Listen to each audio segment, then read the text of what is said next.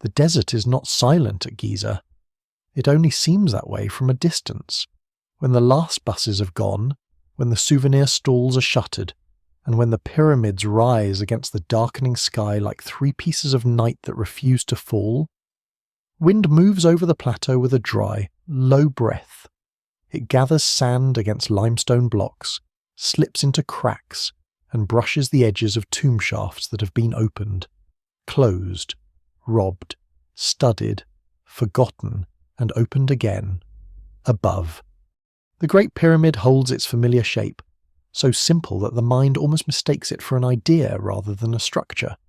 Below, the bedrock drops away into passages, chambers, pits, faults, tombs, and spaces where ancient builders cut directly into living stone. The mystery is not only that the pyramids were built upward, it is that they were also imagined downward, into the hidden earth.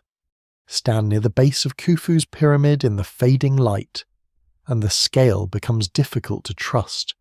The stones no longer look like blocks, they look like weathered cliffs placed by intention. Cairo glows in the distance, modern and restless. Yet the plateau keeps its older rhythm.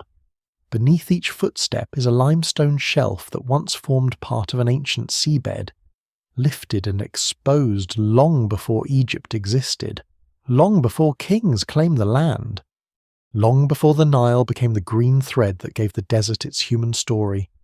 That bedrock matters. The pyramids are not simply sitting on the ground.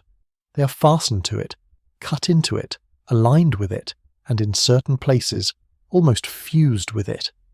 Before we go deeper, take a moment to like the video and subscribe, if this is the kind of history and mystery you enjoy, because at Giza, the deeper one looks, the less the story feels like a monument alone, and the more it feels like a landscape turned into a machine for memory. The popular image of the pyramids is clean and upward golden triangles, royal tombs, astronomical precision, the defiance of time. But the ancient Egyptians did not see height and depth as opposites. Their sacred world moved between sky and underworld, between the sun's blazing journey and the dark places through which renewal was believed to happen. A pyramid could point to the heavens while its passages sank into the earth. What survives in the record suggests that the pyramid complex was never just a grave marker. It was a carefully arranged environment of temples, causeways, shafts, cemeteries, offering places, and sealed rooms, all connected by belief and by the physical realities of the plateau. This is where the story becomes more interesting than legend. There are real hidden places beneath and around the pyramid's subterranean chambers, unfinished corridors, deep shafts, tombs of officials, buried boats, and worker settlements at the edge of the royal world. Some are open to study, some remain difficult to examine because of preservation concerns, instability, or simple geology.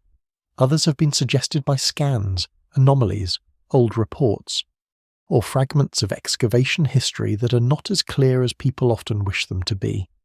Scholars still debate the purpose of certain spaces, especially where the stonework changes abruptly or where a passage seems to have been abandoned before its meaning becomes obvious. The evidence remains incomplete, and that incompleteness has always attracted speculation. It is easy to understand why. The pyramids invite the imagination because they appear both plain and impossible. Their outer forms are visible from miles away, yet their inner logic is deliberately narrow, cramped, and guarded. A visitor entering the Great Pyramid does not walk into a palace or a temple hall. The body has to bend. The air changes. The passage angles upward or downward with a precision that feels almost severe, and beneath that ordered interior lies the stranger fact that the original design includes a descending passage into the bedrock, leading toward a rough subterranean space cut below the pyramid itself. It is not decorative. It is not welcoming. It feels closer to a wound in the stone than a room meant for display. Yet the ground beneath Giza is not a hollow fantasy world waiting to be discovered in one dramatic moment. It is something more difficult and more compelling, a real archaeological landscape, layered by royal ambition, religious practice, quarrying, burial, robbery, collapse, restoration, and modern investigation. The secrets hidden beneath the pyramids are not likely to be a single door behind which all answers wait. They are scattered, stubborn, and often ambiguous. They survive as tool marks on unfinished walls, as pottery and shaft fill, as ancient graffiti left by work crews, as beads, rope, mud ceilings, and the remains of meals eaten by people who laboured in the shadow of kings. Night makes these details feel closer. In daylight, the plateau can seem overwhelmed by its own fame, photographed from every angle, explained in guidebooks, fenced, ticketed, and mapped. But as the sun drops and the stone cools, Giza recovers something of its older personality. The pyramids stop being icons and become masses. The Sphinx settles into its enclosure like a guardian cut from a receding world. The causeways become lines of vanished procession. The tombs around the great monuments become a city of the dead, crowded with names, ranks, prayers, and carefully arranged hopes for eternity. Beneath all of it lies the plateau itself, not passive ground, but the first material of the project. That may be the most important secret to understand before entering the deeper story. The Egyptians did not build at random on an empty desert stage. They chose, shaped, and transformed a natural limestone rise at the edge of the Nile floodplain. They quarried parts of it, levelled parts of it, carved into it, buried within it, and used its height to make kings visible across a living landscape of fields, river channels, settlements, and temples. The underground spaces reveal something quieter. The builders were negotiating with the earth as much as with the sky. They worked with fractures, slopes, layers of stone, ancient topography, and the sacred geography of a world where life depended on the annual flood and eternity demanded a place beyond decay. So the story begins not with a secret chamber, not with a forbidden tunnel, and not with the promise of a lost civilization waiting beneath the sand. It begins with a stranger and more durable fact: the surface of Giza is only the visible skin of a much larger design. Under the famous silhouettes are older rocks, carved voids, buried rituals, abandoned choices, and human intentions that do not always explain themselves. No single explanation fully accounts for every passage, shaft, and chamber. Some were practical, some were symbolic, some may have changed purpose as plans evolved, but together they remind us that the pyramids were not only monuments to power, they were entrances into an Egyptian way of thinking about death, landscape, kingship, and time itself, where the deepest darkness could be imagined as the beginning of return. Long before Khufu's pyramid rises into the Egyptian sky, the place that will become Giza is already a boundary. To the east, the Nile Valley breathes in green bands of field, reed bed, village, canal, and riverbank, a living corridor where mud, water, cattle, grain, and human labour return with the seasons. To the west, the land climbs into stone and dust. The desert begins almost suddenly, as if the world has been cut into two kinds of time, one that grows, floods, rots, and grows again, and one that preserves. This edge between fertility and silence is not a backdrop. It is the reason the plateau matters. The Egyptians build their cemeteries in the west not because the west is empty, but because the sun dies there every evening and returns from darkness every morning. The horizon is a daily lesson in disappearance and renewal. Before the great royal pyramids dominate this skyline, people are already living along the Nile for thousands of years, adapting to a river that gives life but never gives it gently. The flood can nourish, or it can fail. Fields can become black with new silt, or remain hungry under a hard sun. Villages learn to store, measure, organize, and remember. By the time the first kings unify Egypt, the valley is becoming a state, capable of moving grain, stone, workers, tools, animals, and ideas across long distances. What survives in the record suggests that this transformation is gradual and uneven, not a sudden miracle. Authority grows from farming, ritual, conflict, exchange, and the ability to promise order in a landscape where order is always temporary. The Giza Plateau itself waits through this earlier history as a high limestone shelf near the ancient capital region of Memphis. Its stone comes from bedrock shaped in deep geological time, when marine sediments slowly became the pale limestone that later builders would cut, level, and stack. In some places, the rock is strong enough to support enormous weight. In others, it fractures, weathers, or exposes layers that ancient engineers have to understand through experience rather than modern geology. This is one of the lesser-known truths about pyramid building. The Egyptians are not simply placing monuments on flat land. They are reading stone, choosing rises, avoiding weaknesses, quarrying nearby beds, and correcting ground that resists royal ambition. The sacred geography of Giza also belongs to a wider world of royal burial experiments. Before Khufu, there is Djoser's step pyramid at Saqqara, where stone architecture takes a vast leap from earlier mud brick forms. There are the pyramids of Sneferu, Khufu's father, whose reign leaves behind some of the most important experiments in pyramid design Maidum, the bent pyramid and the red pyramid. The smooth-sided pyramid is not born perfect. It is learned through adjustment, miscalculation, correction, and extraordinary persistence. Scholars still debate the precise reasons for design changes, but the broad pattern is clear enough. By Khufu's reign, royal builders have inherited knowledge about stone mass, slope, casing, chambers, and the ceremonial landscape around a king's burial. Yet Giza before Khufu is not an empty stage awaiting genius. It is close to Memphis, the political heart of Old Kingdom Egypt, and near routes that connect the valley, quarries, harbours, and desert tracts. The Nile in the 3rd millennium BCE does not follow exactly the same visible course modern visitors know.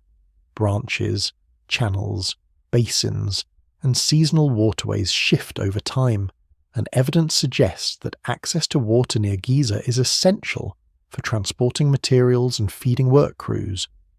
The evidence remains incomplete, but the logic is hard to escape. A pyramid complex of this scale needs not only stone and faith, it needs bread, beer, copper tools, wood, rope, boats, accounting, and a system capable of delivering them. The human world before the Great Pyramid is therefore already dense with skill. There are quarrymen who know how limestone breaks. There are boatmen who understand river levels. There are scribes who track rations and labour. There are priests and officials who carry ideas about kingship in which the ruler is not merely powerful, but cosmically necessary. There are farmers whose surplus makes royal projects possible, and artisans who shape stone vessels, carve reliefs, build sledges, fire pottery, weave rope, and sharpen tools. None of this removes the wonder of the pyramids. It deepens it. The monument is the visible concentration of an entire society's organisation, belief, and discipline. There is also an older memory in the landscape, easy to miss because the pyramids overwhelm everything around them. Western desert edges across Egypt had long been used for burial. The dry ground preserved bodies better than the damp floodplain, and early graves placed the dead near the border between cultivated life and the desert beyond. Over time, burial becomes increasingly elaborate, and a king's resting place becomes a stage for political power, cosmic order, and eternal hope. The West is not simply where bodies go. It is where transformation is expected to begin. The desert's dryness, which to the living can feel hostile, becomes protection for the dead. This helps explain why the hidden spaces beneath later monuments cannot be treated as accidental shadows. Underground chambers and descending passages belong to a long tradition of placing death below the surface, while building memory above it. The ground is both tomb and threshold. At Giza, this older logic meets a new architectural ambition. The plateau offers height, visibility, workable stone, and proximity. It also offers the symbolic power of a western horizon, where the king can be associated with the sun's disappearance, the imperishable stars, and the mysteries of rebirth. No single explanation fully accounts for why one exact point is chosen over another, and practical decisions surely mix with sacred ones. The result is a place where geology, politics, labour, and belief converge. When Khufu's builders arrive, They're entering a landscape already prepared by nature and by generations of Egyptian thought. The pyramid that will soon rise there is unprecedented in size, but not rootless. Beneath its future base are stone layers older than humanity. Around it are older traditions of burial, kingship, and Western desert sanctity. Beyond it stretches the Nile system that feeds the kingdom. In that sense, the first secret beneath the pyramids is not a chamber at all. It is the foundation of meaning laid down before the first block has moved a world where the earth can hold the dead, the horizon can promise return, and a king's monument can turn a limestone plateau into a map of eternity. To understand why the pyramids reach upward while their passages lead downward, it is necessary to enter a way of seeing the world in which death is not an ending, but a dangerous passage. For the ancient Egyptians, the dead do not simply vanish beneath the sand. They travel, transform, awaken, and require help. The body must be preserved because identity remains tied to it. The name must survive because a person without a name risks fading from memory. Offerings must continue because the dead still need sustenance in forms both practical and sacred, and for a king, whose life is bound to the order of the cosmos, death becomes something even larger, a movement from human ruler into eternal power. The earliest Egyptian burials are far humbler than the pyramids, but they already carry the seeds of this deeper logic. In pre-dynastic graves, bodies are placed in the desert ground, often curled on their sides, surrounded by pottery, tools, beads, food, and personal objects. The dry sand preserves them naturally, creating an accidental lesson that the desert can protect what the wet valley would destroy. Over time, graves become more structured, pits are lined, chambers are built. Elite tombs grow larger, mud brick mastabas appear, rectangular and heavy, rising above underground burial spaces like low artificial hills. The dead are below, but remembrance is above. This basic arrangement, a hidden burial under a visible marker, becomes one of the architectural ancestors of the pyramid. At first, the underground is practical. A burial chamber needs protection from animals, weather, and human intrusion, though robbery begins very early and never truly disappears. But in Egypt, practical forms rarely remain merely practical. The subterranean chamber becomes part of a sacred geography. Beneath the earth lies darkness, but darkness is not only absence, it is the place where seeds germinate, where the Nile's fertility seems to come from hidden sources, where the sun itself is imagined to travel during the night before rising again. The underworld is dangerous, filled with gates, tests, powers, and enemies. Yet it is also the necessary route to renewal. No rebirth happens without passing through darkness first. This belief grows more elaborate through time, but even in the Old Kingdom, when the Great Pyramids are built, the king's afterlife is already imagined on a cosmic scale. Later texts preserve fuller versions of these ideas, and scholars still debate how far back every detail can be projected. The evidence remains incomplete, especially for beliefs that were performed, spoken, or restricted to ritual settings before being carved widely into tomb walls. Still, what survives in the record suggests that royal death is linked to ascent, transformation, and union with enduring celestial powers. The king is associated with the sun god, with the sky, and with the imperishable stars that never seem to set. The architecture of royal tombs begins to express that ambition in stone. The step pyramid of Giza marks a turning point. At Saqqara, the royal tomb no longer lies beneath a simple mastaba. It rises in stages, one above another, creating a form that looks like a stairway for a king's eternity. Beneath it, however, is an enormous underground world of corridors, chambers, magazines, and decorated spaces. The monument is therefore not only a tower of stone but a buried palace, a place where the dead king's needs are imagined in architectural form. Blue fence tiles in parts of the underground complex imitate reed mat structures associated with royal life, as though the hidden rooms recreate an eternal residence below the desert. It is one of the surprising details of early pyramid history the great leap upward is matched by an equally serious investment downward. The step pyramid complex also shows that the king's tomb is becoming more than a burial. It is an entire ritual environment: courts, shrines, walls, symbolic buildings, and ceremonial spaces surround the pyramid, many of them not meant for ordinary use in the way modern buildings are used.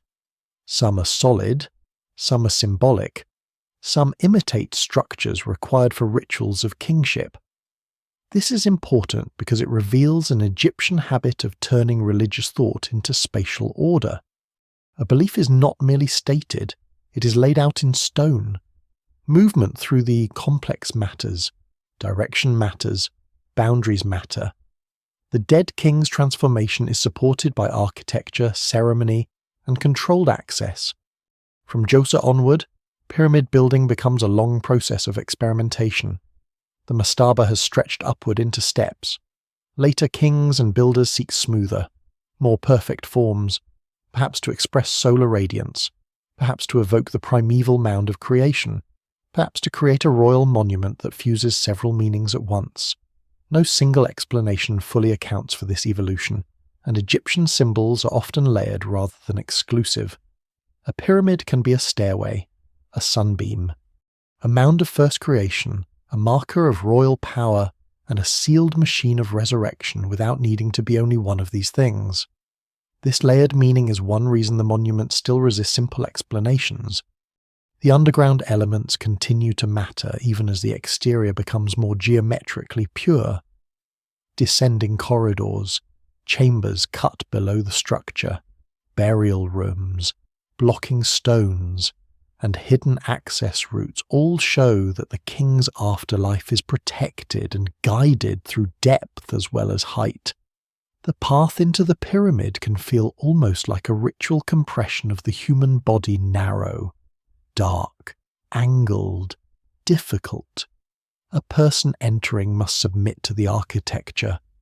The monument does not reveal itself easily. It controls movement, light, sound, and breath. In that control, one can glimpse the seriousness of a culture that treats the passage from life to eternity as something requiring danger, secrecy, and exact preparation. The stars add another layer to the design. To the Egyptians, the northern circumpolar stars are especially powerful because they do not disappear below the horizon. They are the imperishable ones, a fitting destination for a dead king seeking permanence. At the same time, solar theology grows increasingly important, connecting the king with the sun's cycle of death at evening and a rebirth at dawn. These two celestial visions, stellar and solar, are not always easy to separate. They coexist, overlap and shift over time. The pyramids stand at the meeting point of these ideas, rising toward the sky, rooted in the west, sealed over the dead, and pierced by passages that seem to turn stone into a route between realms. By the time the Giza pyramids are planned, Egyptian builders inherit centuries of ritual imagination and technical trial. They know how to place a royal body within the earth and how to raise a monument above it that changes the horizon. They know that a king's tomb must be hidden, but his memory must be visible. They know the dead must descend into darkness, yet also rise beyond it. Beneath the pyramids, then, one finds not an accidental basement to a giant structure, but the lower half of a sacred argument.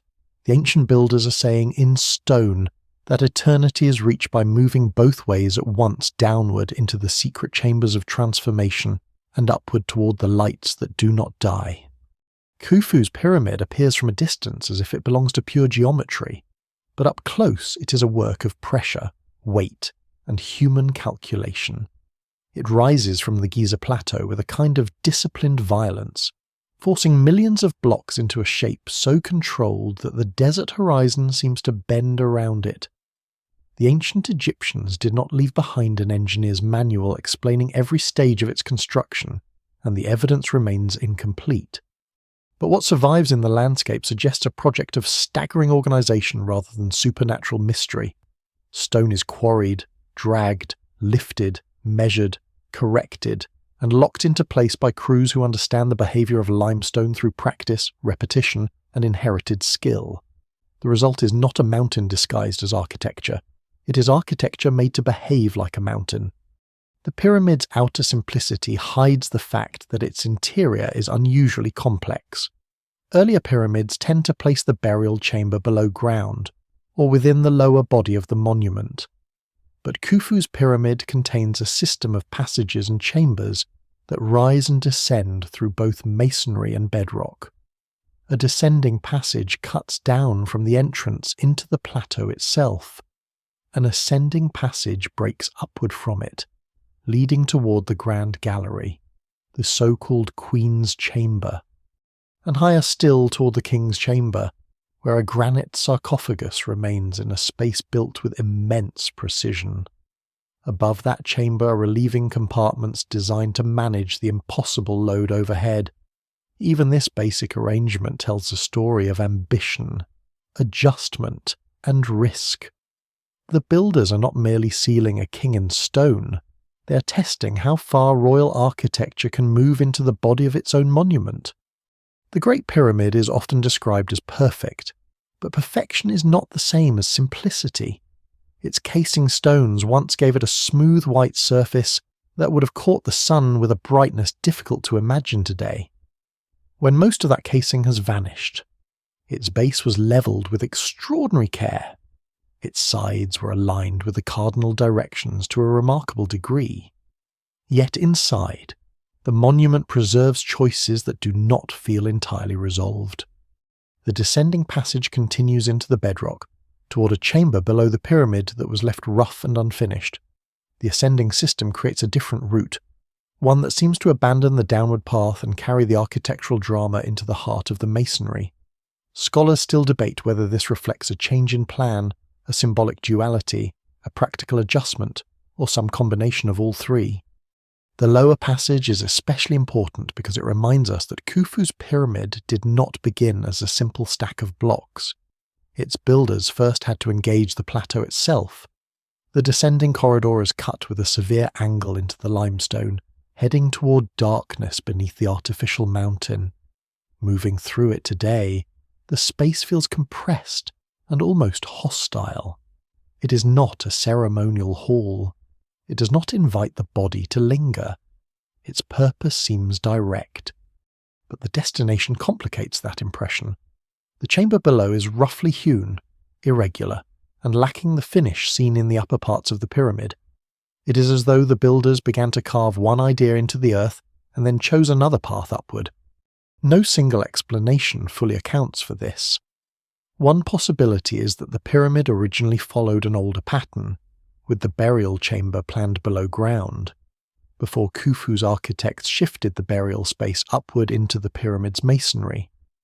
Another possibility is that the subterranean chamber had a symbolic role and did not need to be finished in the same way as the upper chambers. Some have suggested that practical problems with the bedrock, time, or evolving royal requirements caused the work to stop. Others argue that the unfinished look may be deceptive, that modern expectations of completion do not always match ancient intention. The safest answer is less dramatic but more honest. The architecture preserves a sequence of decisions, and the reasons behind those decisions are only partly recoverable. The upper system creates its own mystery.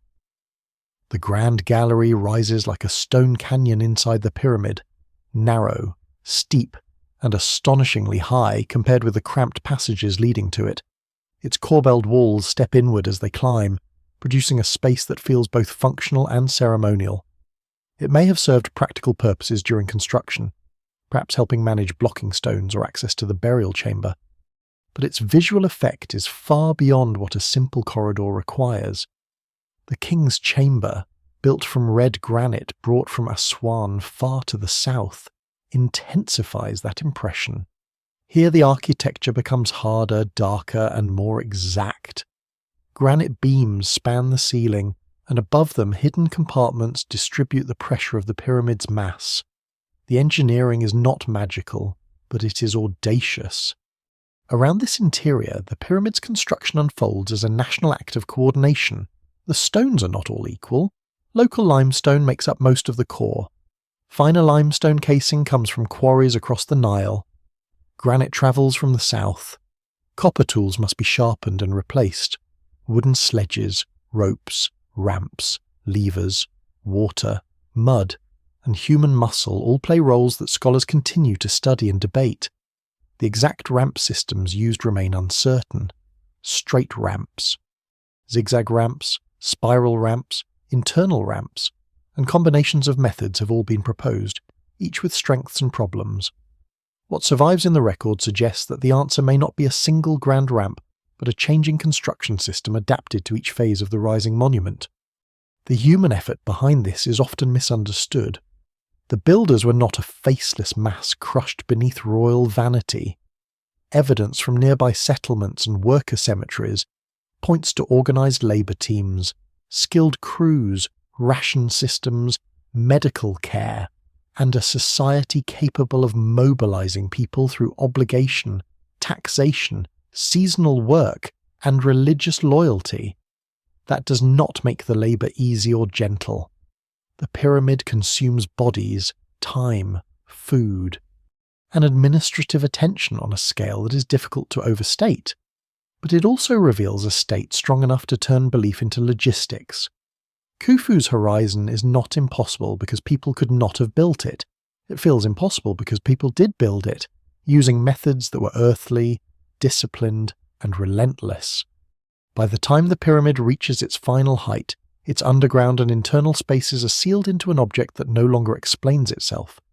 From outside, the monument offers certainty 4 sides, 1 apex, a royal form made visible against the sky, inside and below. It preserves hesitation, experimentation, and silence. The unfinished chamber beneath the bedrock, the upward turn into the masonry, the severe passages, the hidden relieving spaces, and the narrow shafts all suggest an architecture alive with decisions we can trace but not fully hear.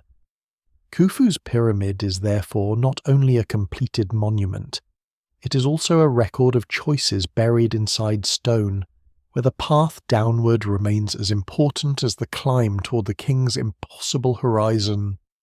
Below the Great Pyramid, far beneath the clean mental image of its triangular sides, there is a chamber that feels as if it belongs to an earlier thought. It is not polished like a royal room. It is not arranged with the solemn clarity one expects from a finished burial space. It is cut directly into the limestone bedrock under the pyramid, reached by the long descending passage that begins near the monument's original entrance and drives downward at a steady angle into the earth. The journey toward it changes the meaning of the pyramid. Above, the structure is mathematical and sunlit. Below, it becomes rough, enclosed, and strangely uncertain, as though the builders carried the king's eternity into the stone and then stopped before the idea became complete. The chamber is often called the subterranean chamber, though that name can make it sound more orderly than it appears. Its walls are uneven, its floor is irregular. Portions of the space look hacked from the bedrock rather than carefully dressed. A low passage extends from it, ending without revealing a clear purpose. There is also a vertical shaft-like feature in the floor, sometimes interpreted as part of later exploration or unfinished work, adding another layer of confusion to a room already difficult to explain. Compared with the upper chambers, especially the granite precision of the king's chamber, this lower space feels almost abandoned. It does not carry the same architectural confidence. It is the hidden rough draft beneath the most famous monument in Egypt. That roughness has always mattered. If the Great Pyramid had contained only this underground chamber, scholars would likely see it as part of a familiar tradition, because earlier royal tombs often placed burial spaces below the surface. A descending passage into bedrock would not be surprising by itself. What makes Khufu's pyramid unusual is that the downward route remains, but the final royal focus appears to shift upward into the pyramid's masonry.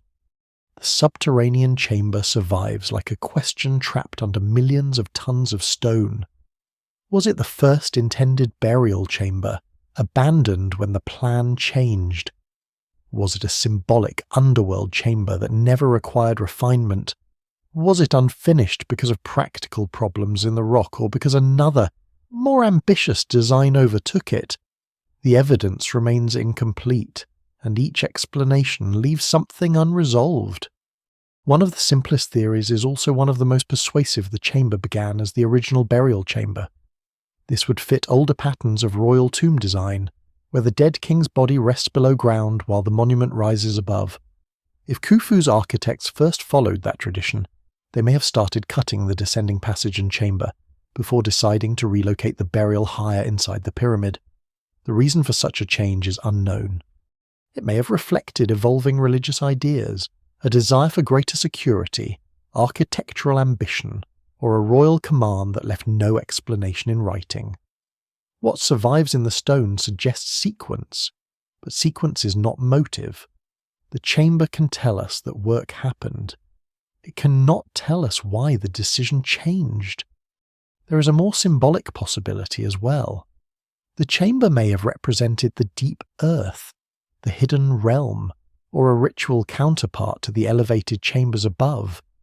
In Egyptian thought, darkness and depth are not meaningless.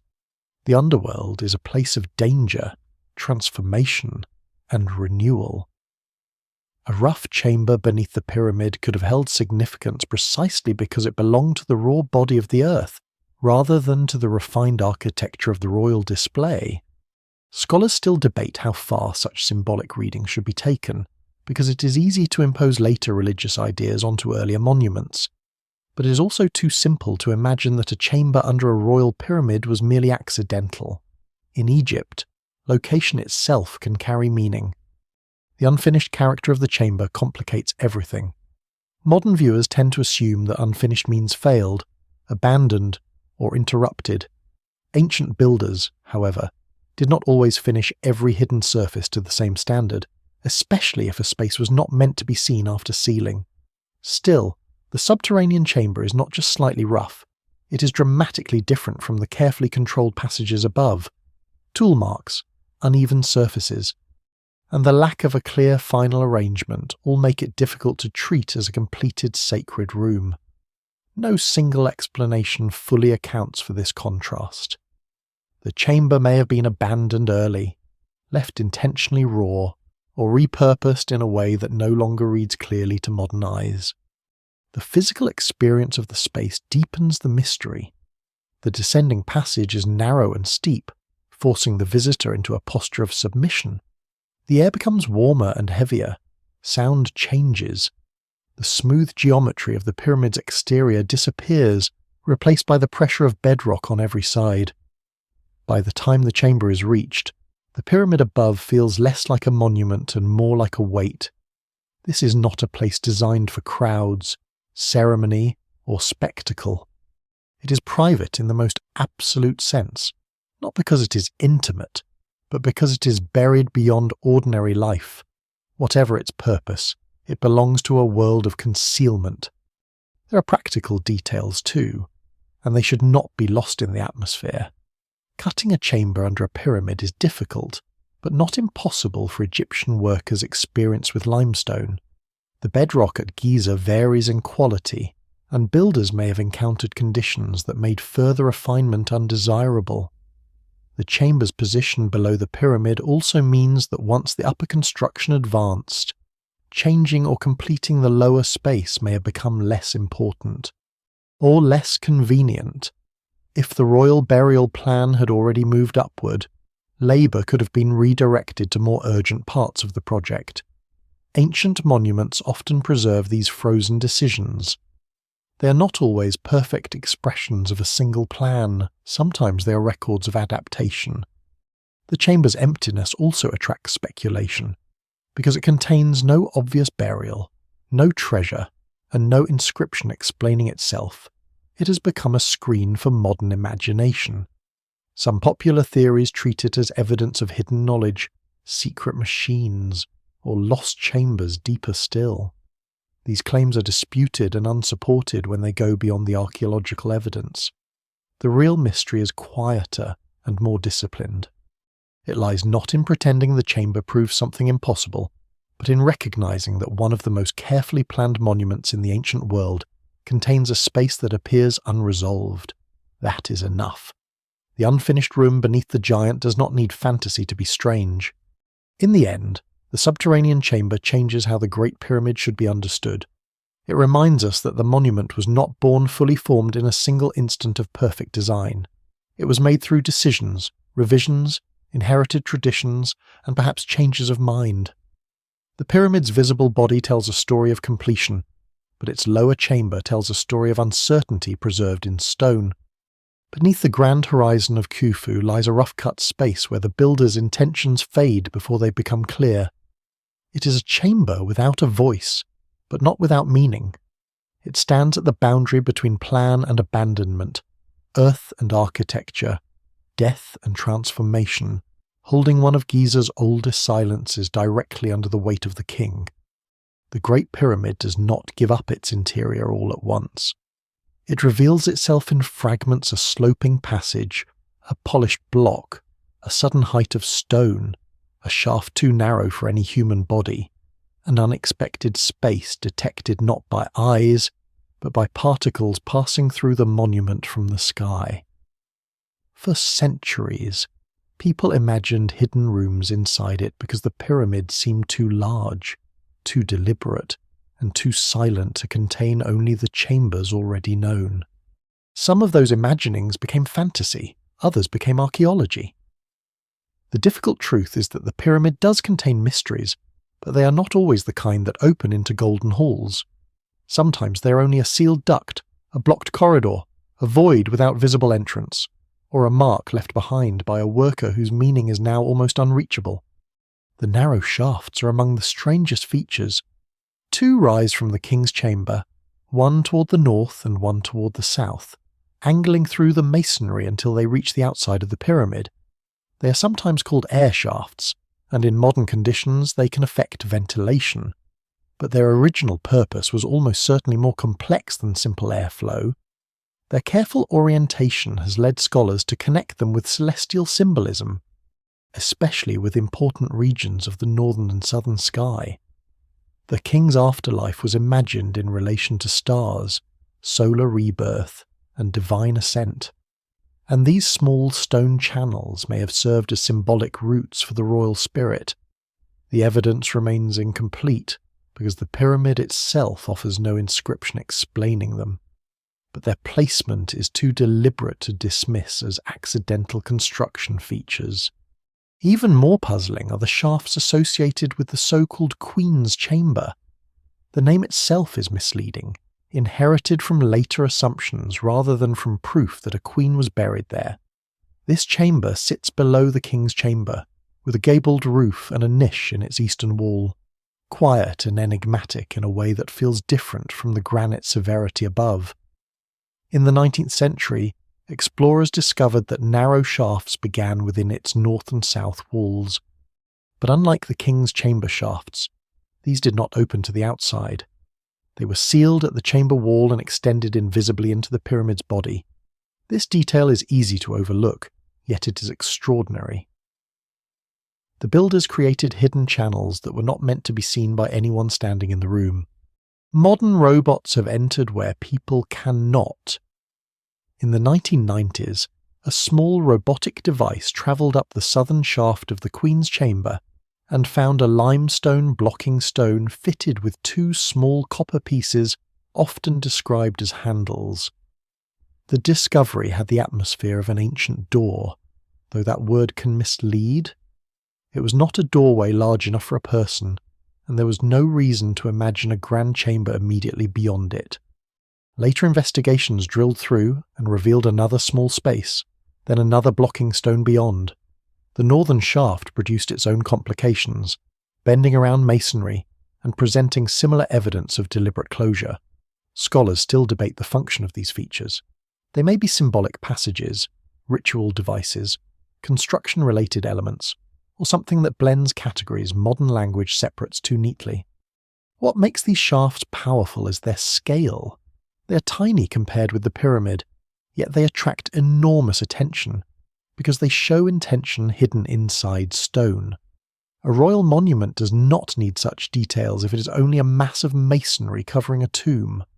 The shafts imply that invisible roots mattered.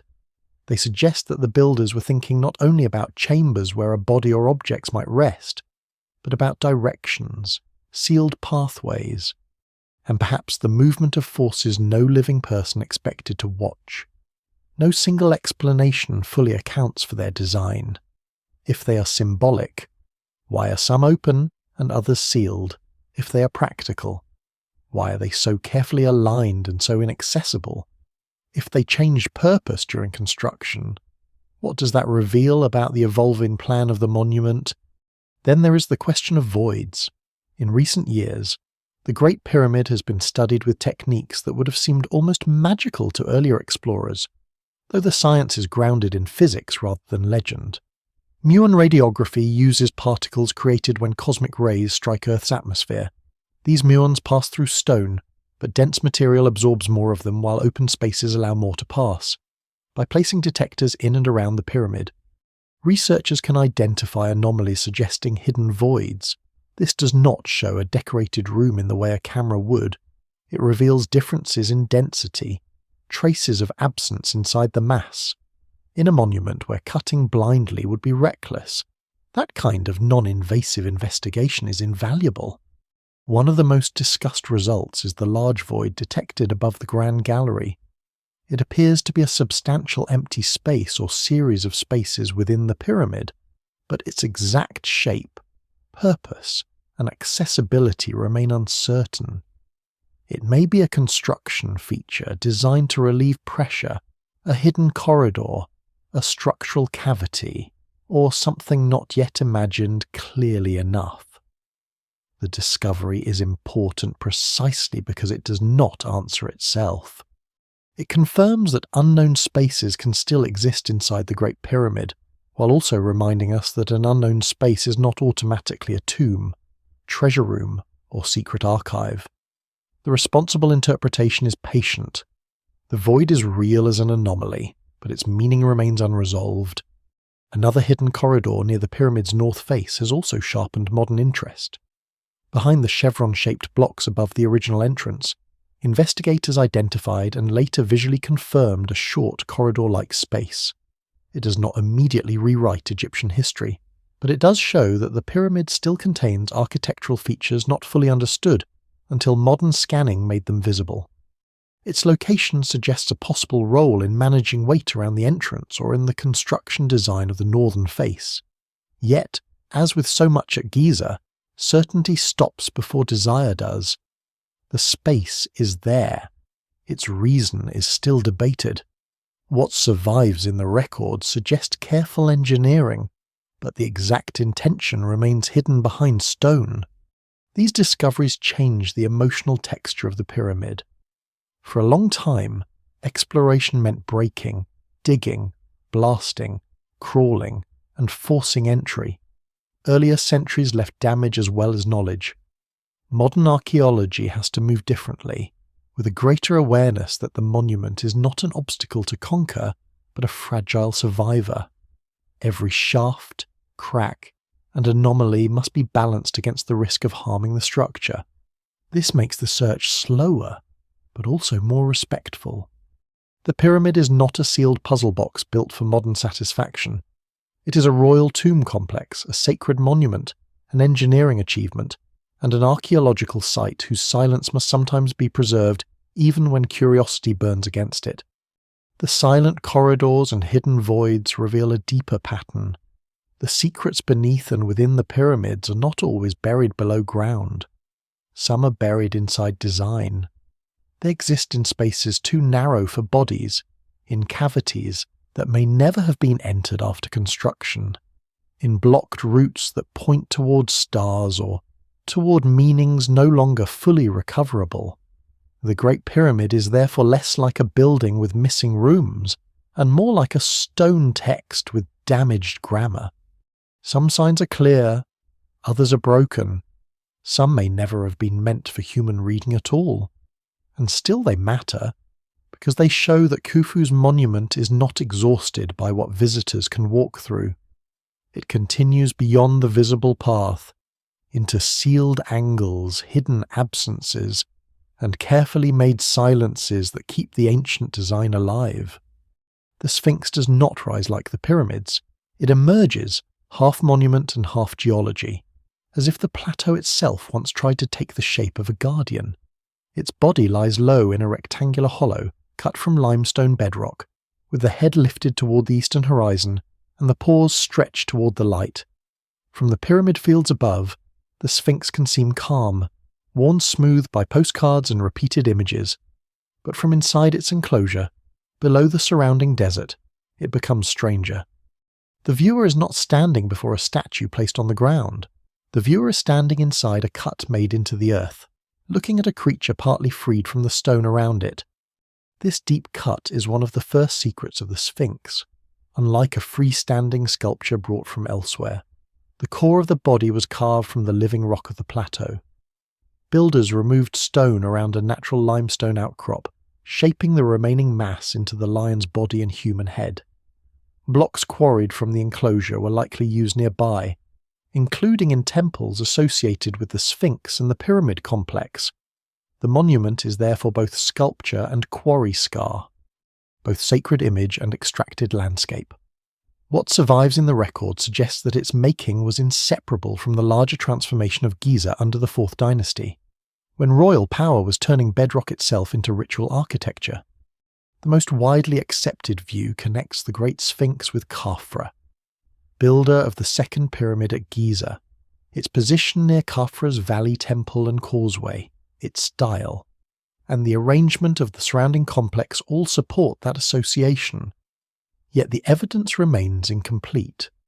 No surviving Old Kingdom inscription clearly states the exact circumstances of its carving, and that absence has allowed debate to continue. Some scholars discuss whether the face may represent Khafra, while others are cautious about identifying portraiture in a monument so weathered and restored. The safest conclusion is that the Sphinx belongs to the same royal landscape as the pyramids, probably Khafra's complex, but not every detail of its origin can be recovered with certainty. The Sphinx's body tells a story of stone under stress. The limestone layers from which it was carved vary in hardness. Some beds are durable, others weather easily, flaking and retreating under wind, salt, moisture, and time. This uneven geology explains much of the statue's damaged appearance. The head, carved from harder stone, has survived better than parts of the body, though it too has suffered erosion and human alteration. The lower body, cut from weaker beds, has required repeated repairs since antiquity. Ancient restorers added masonry blocks along the flanks and paws, trying to preserve a sacred form already being consumed by its own material. The Sphinx has been aging almost from the beginning. Its enclosure has inspired persistent arguments. The walls show patterns of weathering interpreted in different ways. A few popular theories claim that water erosion proves the Sphinx is vastly older than dynastic Egypt, perhaps dating to a wetter prehistoric period. These ideas are disputed and remain outside mainstream archaeological understanding, especially when they require disconnecting the monument from the 4th dynasty context around it. Still, the debate reveals something important. The Sphinx is not only mysterious because of legend, it is mysterious because geology, climate, restoration, and archaeology all meet on the same weathered surface. At the feet of the Sphinx stands the Dream Stealer, placed much later by Thutmose IV, long after the Pyramid Age. It records a royal story in which the young prince, resting near the buried Sphinx, receives a promise of kingship if he clears the monument from the sand, whether read as piety, propaganda, or both. The Stealer preserves a crucial fact by the new kingdom. The Sphinx had already become an ancient and partially buried sacred presence. Sand was not just covering the monument, it was shaping its afterlife. The Sphinx could disappear and return, sleep under desert drift and awaken again as a symbol of royal legitimacy. Because it is carved into the ground, the Sphinx naturally invites thoughts of hidden chambers. Its paws, body, and enclosure seem to suggest that something might lie beneath. Over the years, small passages, cavities, and fissures have been reported in and around the monument, some natural, some related to repairs, some possibly made by ancient or later human activity. There are known openings, including a shaft near the back and other limited cavities, but none has revealed a lost library, royal archive, or secret hall beneath the pores. Claims of a hidden chamber containing the wisdom of an earlier civilization are popular in modern fringe traditions, but they are unsupported by reliable archaeological evidence. The deeper truth is more subtle. The Sphinx does not need an undiscovered library to be meaningful. Its very setting is already underground in concept. It occupies a carved hollow at the edge of the pyramid world, facing the rising sun while its body remains bound to the earth. Nearby temples create a ritual frame in limestone and granite, linking the monument to solar symbolism, kingship, and processional movement, the Sphinx Temple. Though perhaps unfinished or left without some expected final elements, is aligned with the statue and uses massive blocks that speak the same architectural language as the plateau itself. The valley temple nearby belongs to the ceremonial route leading from river access toward pyramid and mortuary cult. These structures make the Sphinx part of a sacred system, not an isolated riddle. There is something unsettling about that system. The pyramids rise as artificial mountains, but the Sphinx waits below ground level, watching the horizon from a pit cut into stone. It is both guardian and prisoner, exposed and buried, royal and geological. Its missing nose, damaged beard, repaired paws, and eroded body have turned it into a monument of survival rather than perfection. Scholars still debate aspects of its meaning, and the evidence does not allow every question to close. But what can be said with confidence is powerful enough. The Sphinx marks a place where the Egyptians carved kingship directly into the earth, then surrounded it with temples, causeways, and pyramids that tied the living landscape to the eternal one. Beneath and around its pores, the true secret may not be a hidden room. It may be the realization that the entire enclosure is already a descent into sacred stone, a threshold where the desert was cut open so a guardian could face the sun. Beyond the three famous pyramids, Giza is a landscape of lines that once controlled movement. Causeways run from valley temples toward mortuary temples. Walls divide sacred precincts from working zones. Tomb streets cut through fields of mastabas. Shafts drop through the desert surface into burial chambers where officials, relatives, priests, and administrators hope to remain close to royal power after death.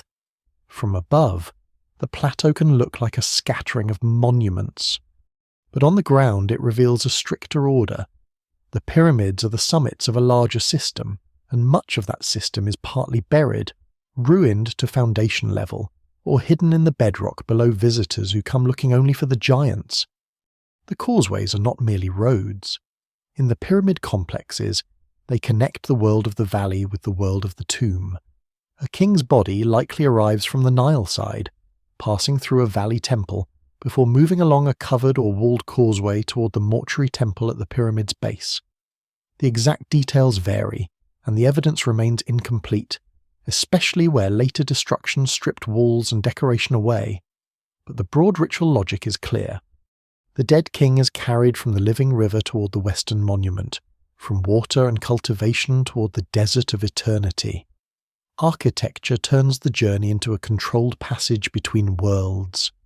Some causeways were once decorated with estates, offerings, boats, craftsmen, and royal order, compressing the kingdom into a corridor through which abundance flowed toward the dead ruler. Around these royal routes lie the tombs of people who serve the Pyramid Age. Mastaba cemeteries stretch east and west of the Great Pyramid, organized in rows with a discipline that reflects proximity to the king.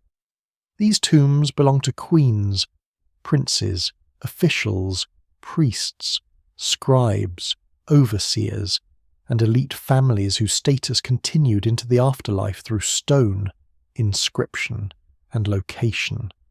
Their burial shafts descend from rectangular superstructures into chambers below, creating a repeated pattern across the plateau, visible offering place above, hidden body below.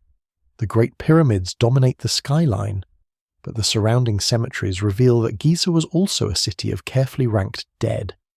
The mastabas have their own hidden architecture.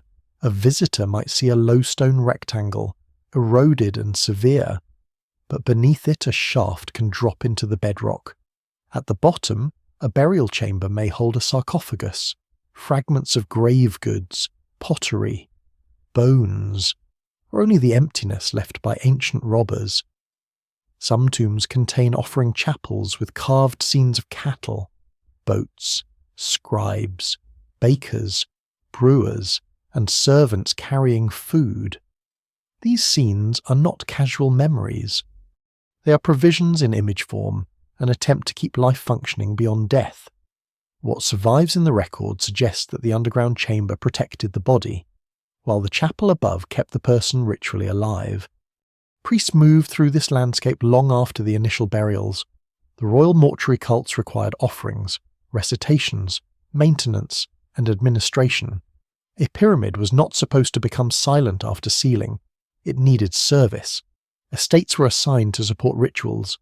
Temples at the pyramid's eastern side became places where offerings were presented, and the king's transformed existence was maintained.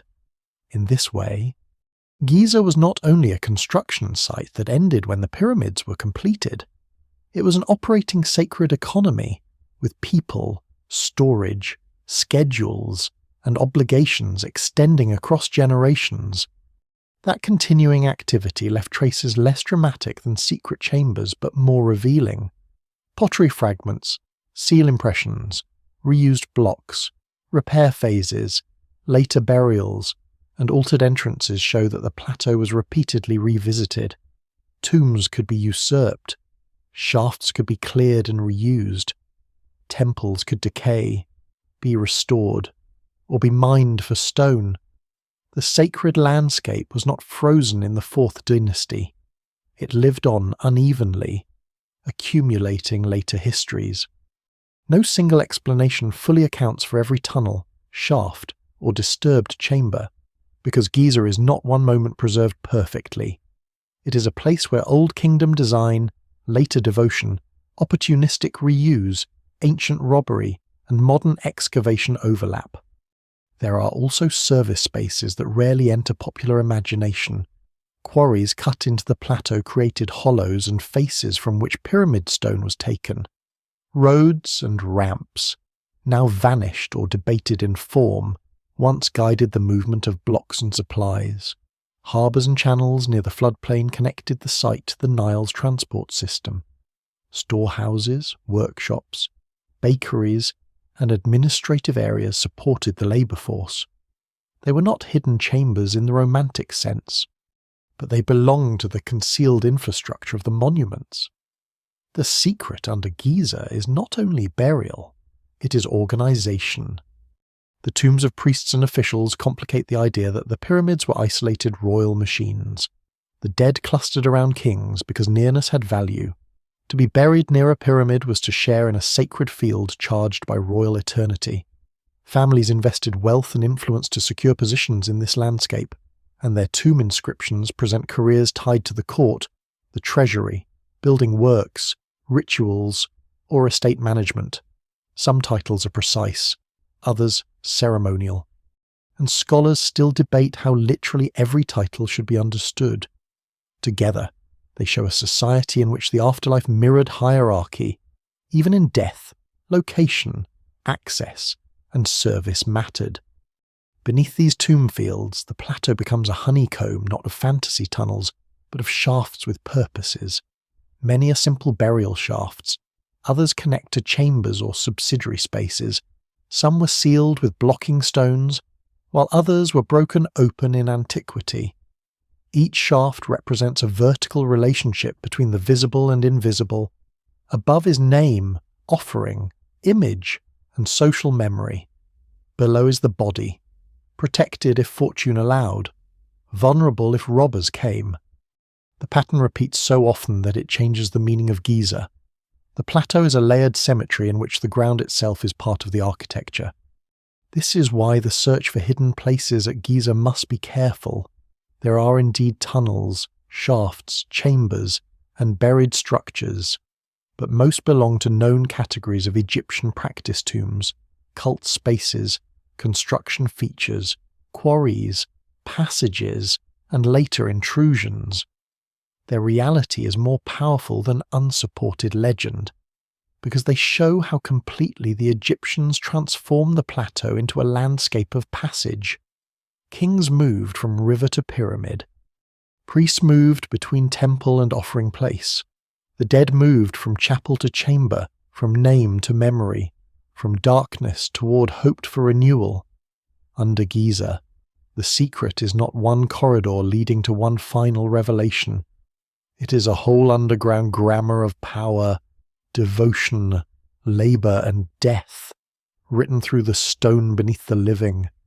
Near the causeway of Khafra, where the royal landscape narrows into paths of ceremony and stone, the ground opens into one of Giza's most evocative descents. It is not as famous as the Grand Gallery, not as photographed as the Sphinx, and not as instantly recognisable as the pyramid silhouettes.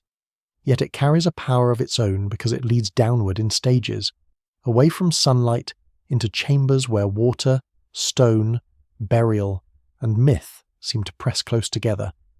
This is the feature often known as the Osiris Shaft, a deep underground complex cut into the bedrock south of the Sphinx and near the ceremonial world of Khafra's pyramid.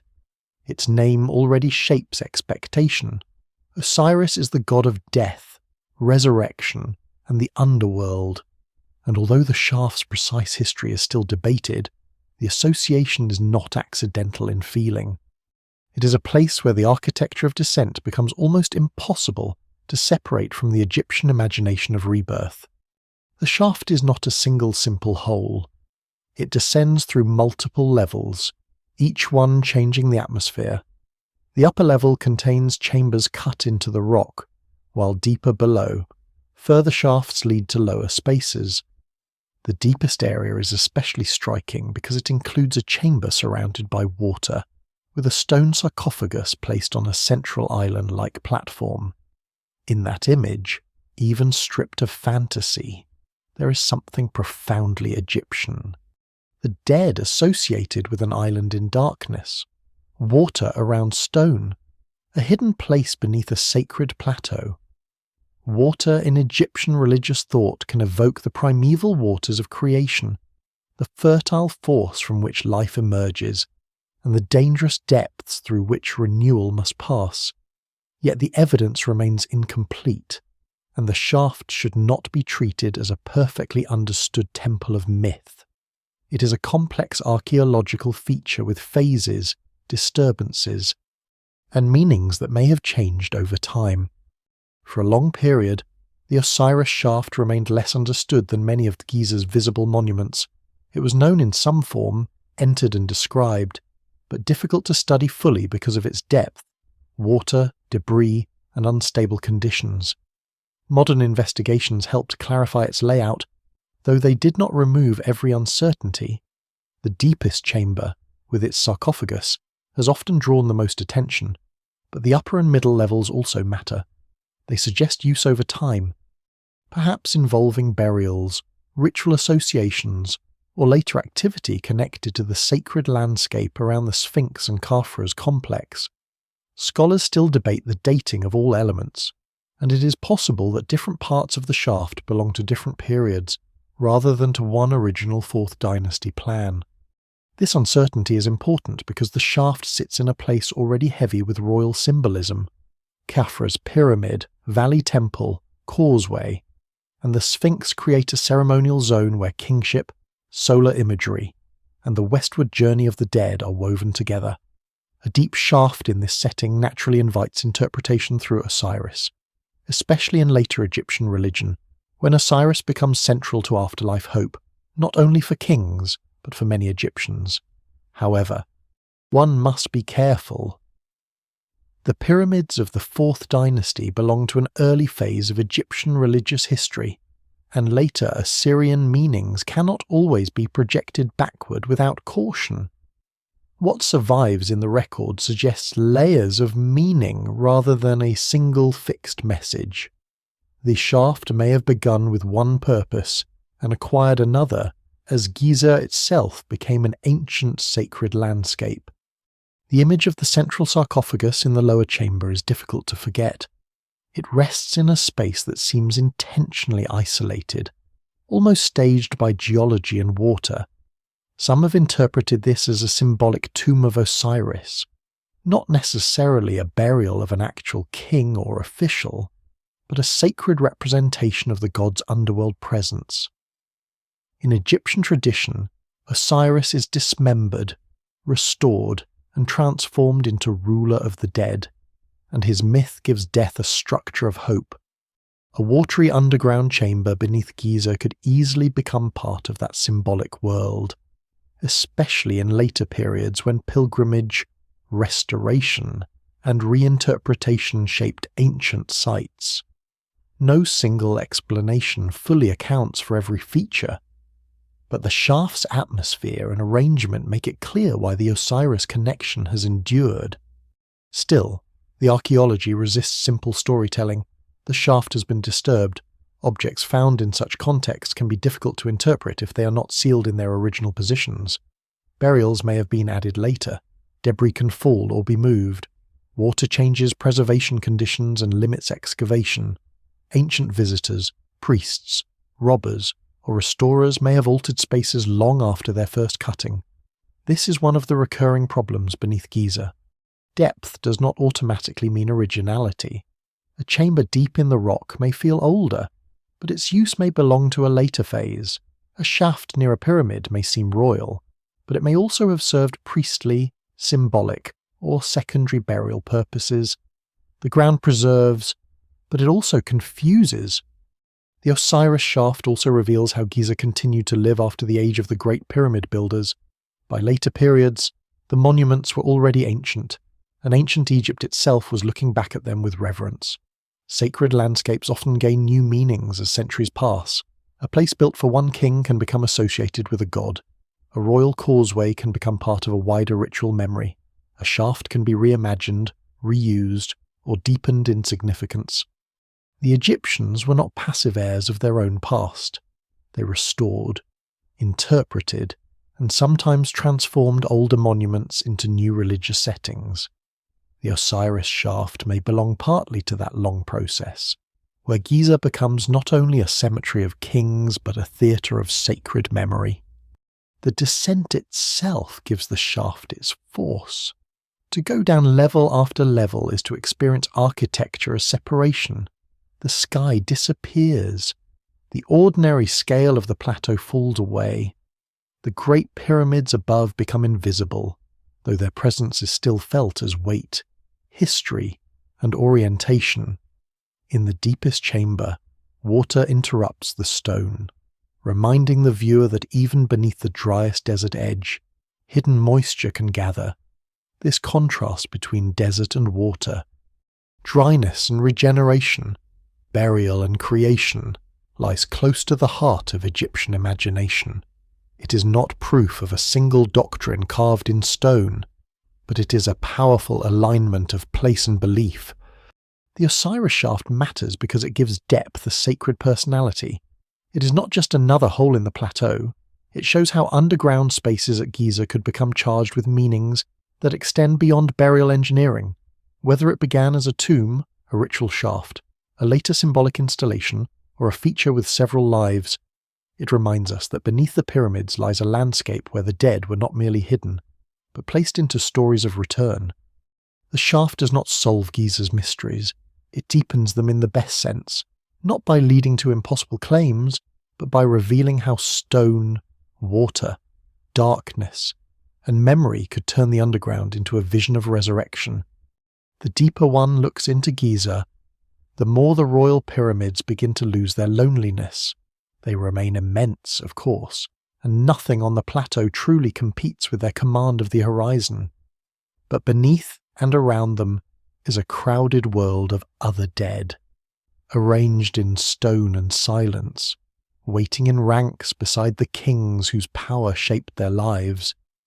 These are the tombs that rarely dominate popular imagination, the mastabas of officials, the burial shafts of family members, the chapels of priests, the disturbed chambers of administrators, overseers, scribes, and court elites. They do not rise into perfect triangles. They do not carry the same mythic weight as Khufu's pyramid or the Sphinx, yet they reveal something the pyramids alone cannot show.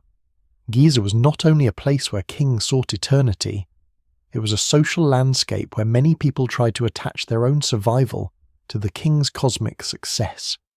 The cemeteries east and west of the Great Pyramid are among the clearest expressions of this idea. They are laid out with striking order, especially in the great mastaba fields associated with Khufu's reign. Rectangular tombs stand in rows like a city planned for the afterlife.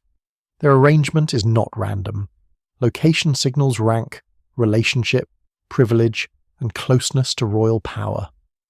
To be buried near the pyramid was to be placed near the engine of royal rebirth, near the rituals and offerings that kept the dead king active in eternity. For officials and relatives, this nearness mattered. Death did not erase hierarchy. It preserved it in stone. Many of these tombs follow a pattern that seems simple until one pays attention to its symbolism. Above ground, the mastaba provides a visible place for memory, offering, and name. Beneath it, a shaft descends to the burial chamber, where the body is hidden away from light and from ordinary human access. The living come to the chapel, the dead remain below. Between them is ritual food offerings, prayers, carved scenes, and the repeated speaking of names. What survives in the record suggests that the Egyptians understood remembrance as an active force. A tomb was not only a container for bones, it was a system for continuing existence. Inside some chapels, the carved scenes are astonishingly alive. Men lead cattle, boats move through water, bakers shape loaves, brewers strain beer, scribes sit with their tools, musicians, dancers, hunters, farmers, and servants appear in ordered activity. These images are not simple decoration. They are a carefully maintained world, a visual economy meant to sustain the tomb owner beyond death. A lesser-known detail is how practical and intimate many of these scenes can be. They preserve hairstyles, clothing, tools, animal handling, food preparation, and gestures of work that bring the Old Kingdom closer than the pyramids ever could by themselves. The great monuments speak in mass and geometry. The tomb chapels speak in bread, cattle, linen, ink, and human hands. Yet the underground chambers often tell a harsher story. Many were robbed in antiquity. Blocking stones were broken. Sarcophagi were opened. Bodies were disturbed or removed. Grave goods vanished into ancient networks of theft, reuse, and survival. This is not a late accident of modern tourism or careless excavation. Tomb robbery is almost as old as tomb building itself. The Egyptians knew this, feared it, and designed protections against it. But no system fully defeated greed, desperation, or opportunity. No single explanation fully accounts for every disturbed burial at Giza. Some were robbed soon after sealing. Others were reopened later. Some may have been reused when memory of the original owner faded. The plateau's hidden world is therefore both sacred and wounded. The tombs of queens and royal family members add another layer. East of the Great Pyramid stand the smaller pyramids associated with Khufu's queens, monuments that compress royal symbolism into more modest but still powerful forms. Nearby tombs and shafts connect to members of the court whose lives were shaped by proximity to the king. One of the most remarkable discoveries from this area was the hidden tomb of Queen Hetepheres, Khufu's mother, found with exquisite funerary equipment but without her body in its expected place. The circumstances remain debated, and the evidence is complex. But the find revealed the extraordinary craftsmanship and wealth that could accompany royal women into the afterlife. Gold-covered furniture, carrying chairs, inlaid objects, and carefully packed remains of funerary goods showed that even a concealed shaft could preserve a royal world of elegance and power. Hatefia's burial also reminds us how misleading surface appearances can be. A hidden shaft may contain a disturbed royal deposit. A ruined chapel may lead to a chamber with fragments of a life otherwise lost. A modest superstructure may preserve titles that illuminate the administration of an entire reign. Archaeology at Giza often advances through such fragments. A name on a lintel, a seal impression, a broken statue, a pottery form, or a skeletal injury can change the understanding of who lived near the pyramids and how the site functioned. The evidence remains incomplete, but incompleteness does not mean emptiness. It means that the dead speak unevenly. The officials buried around the pyramids were not merely decorative servants in a royal story. Their titles reveal a sophisticated state overseers of works, administrators of estates, priests of royal cults, scribes of documents, supervisors of craftsmen, controllers of granaries, and officials tied to the flow of labour and offerings. Some titles may have been honorific, and scholars still debate how literal every office was in practice, but together they show that pyramid building depended on an administrative world dense enough to support vast projects and maintain rituals afterward. The tombs beneath the plateau are therefore archives of social structure, even when their contents have been damaged. There is also a human tenderness hidden in these cemeteries. Family members appear together, sons honour fathers, wives stand beside husbands, children are remembered, servants and dependents are shown in roles that may reflect both hierarchy and the hope that a household could continue beyond death. The Old Kingdom can feel remote because its kings are so monumental, but these tombs bring the scale back to individual lives. They show ambition, loyalty, anxiety, pride, and the desire not to be forgotten. In that sense, the hidden tombs beneath Giza belong to a universal human fear. The Egyptians gave that fear architecture. As the centuries pass, some tombs are restored, reused, invaded, or buried again by sand. The cemetery becomes layered with memory and neglect. Later Egyptians move through it as an ancient sacred field. Modern archaeologists enter it as a damaged record that must be read with caution. Beneath the plateau, the lost tombs reveal a Giza far more crowded than the postcard image allows, not 3 pyramids standing alone, but a whole community of the dead arranged around royal eternity. Their secret is not that they overshadow the kings, it is that they complete them. Without the officials, priests, families, workers, and administrators buried nearby, the pyramids become mute giants. With them, Giza becomes a civilization in miniature, its hierarchy, labour, devotion, and longing all cut into the stone below the desert sun. At the edge of the royal cemetery, beyond the clean lines of pyramids and mastabas, Giza becomes suddenly human. The stone giants still dominate the horizon, but the evidence begins to smell of bread ovens, cattle yards, fish bones, beer jars, mud brick rooms, sleeping areas, tools, ash, and the worn traces of people who woke before dawn to serve a project larger than any single life. For a long time, the pyramid builders were imagined as an anonymous mass, either enslaved by cruelty or moved by forces too vague to understand. Archaeology has made that image harder to keep. The workers' settlement near Giza reveals not a fantasy of effortless devotion, and not a simple prison camp, but a planned, supplied, disciplined community built to sustain hard labour at an almost unimaginable scale. This settlement, often associated with the village and administrative complex of the pyramid workers, lies southeast of the Sphinx and the main pyramid field. It does not have the visual drama of a royal tomb, but in some ways it is more revealing. Mud brick walls, galleries, bakeries, storage areas, animal bones, ceilings, and everyday debris show that pyramid building required a living infrastructure as carefully organised as the monuments themselves. People needed to be fed daily. Tools needed repair, rations needed counting, crews needed housing, animals needed slaughter and distribution. Bread and beer, the basic fuel of Egyptian labour, had to be produced in enormous quantities. The pyramids may be made of limestone, but their real foundation was administration. One of the most surprising details is the quality and quantity of food consumed by the labour force, especially by organised crews working near the plateau. Archaeological evidence suggests large-scale provisioning with cattle, sheep, goats, fish, grain, and beer. Cattle were expensive animals, and their presence in significant numbers indicates that at least some workers received substantial rations, not merely survival scraps. This does not mean life was comfortable. The labour was punishing. The sun brutal, and bodies paid the price. But the evidence remains incomplete, and it does not support the old picture of starving slaves whipped endlessly through the desert. What survives instead suggests a state project that combined obligation, skilled labour, seasonal service, social organisation, and religious purpose.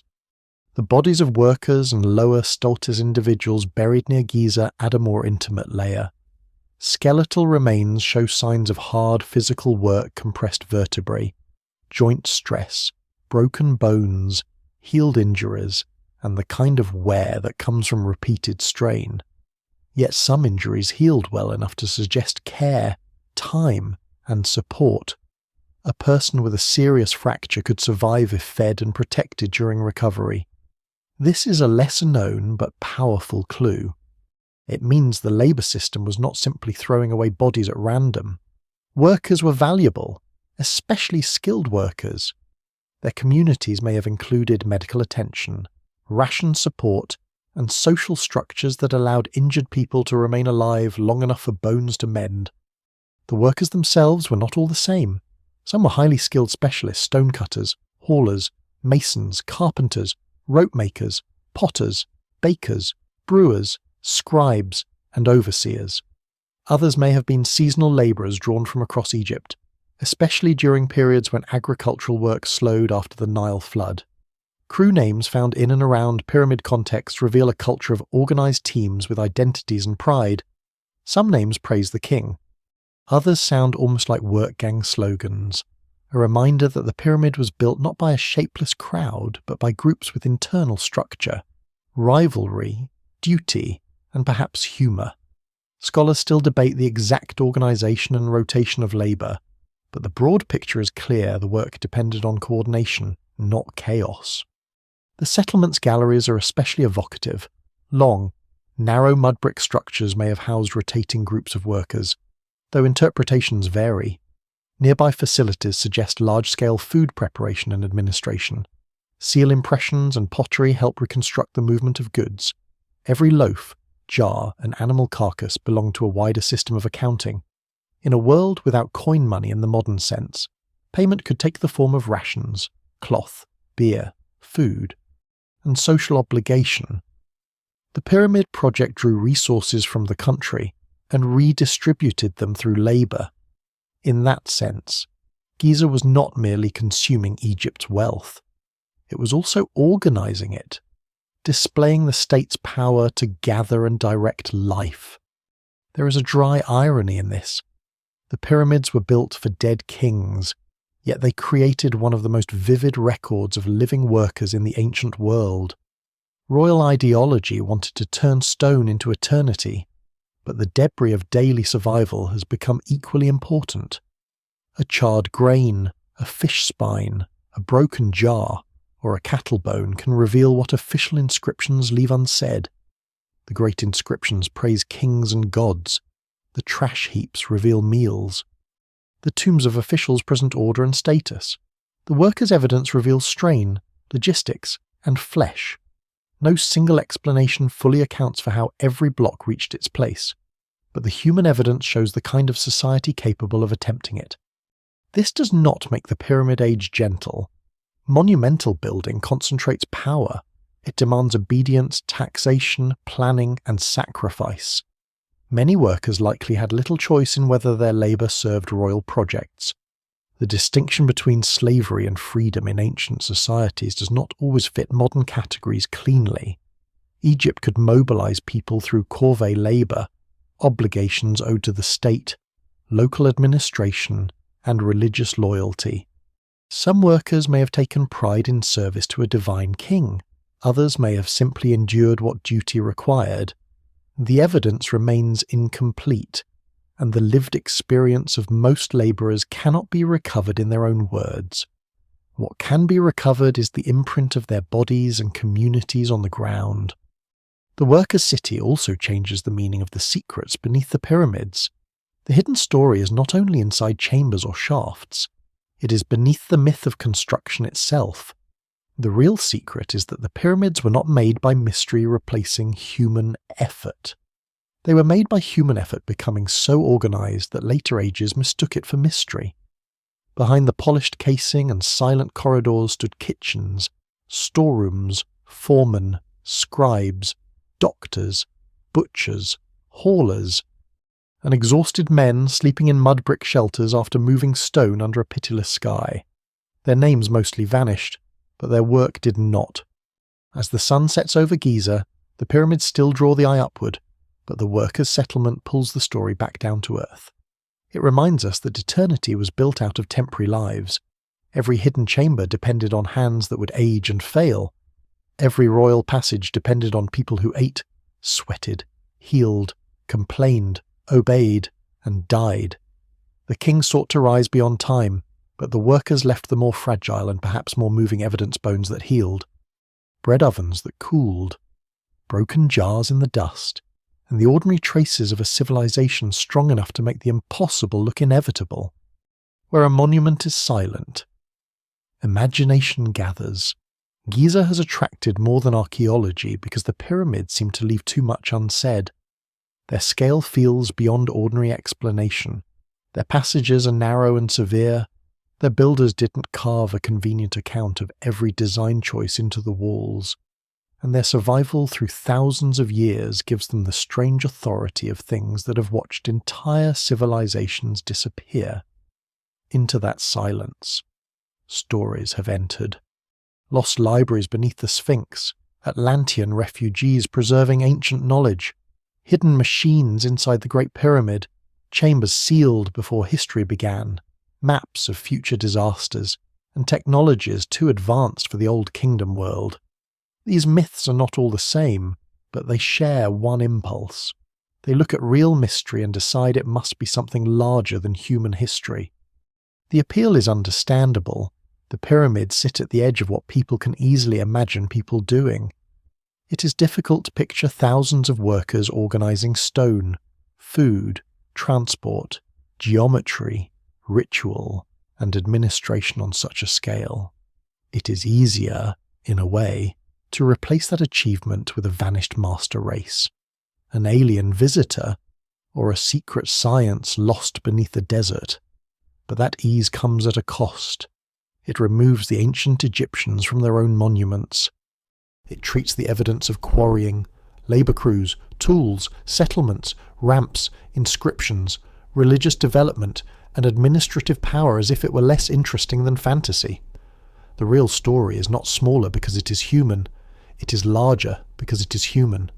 One of the most persistent legends is the idea of a hidden hall of records beneath the Sphinx, a secret archive containing the knowledge of an earlier civilization.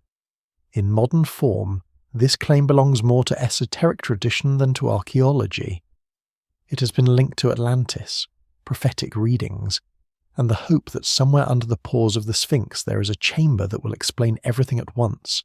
Small cavities, fissures, repairs, and subsurface anomalies around the Sphinx have sometimes been folded into this belief, but no reliable archaeological evidence has revealed such an archive.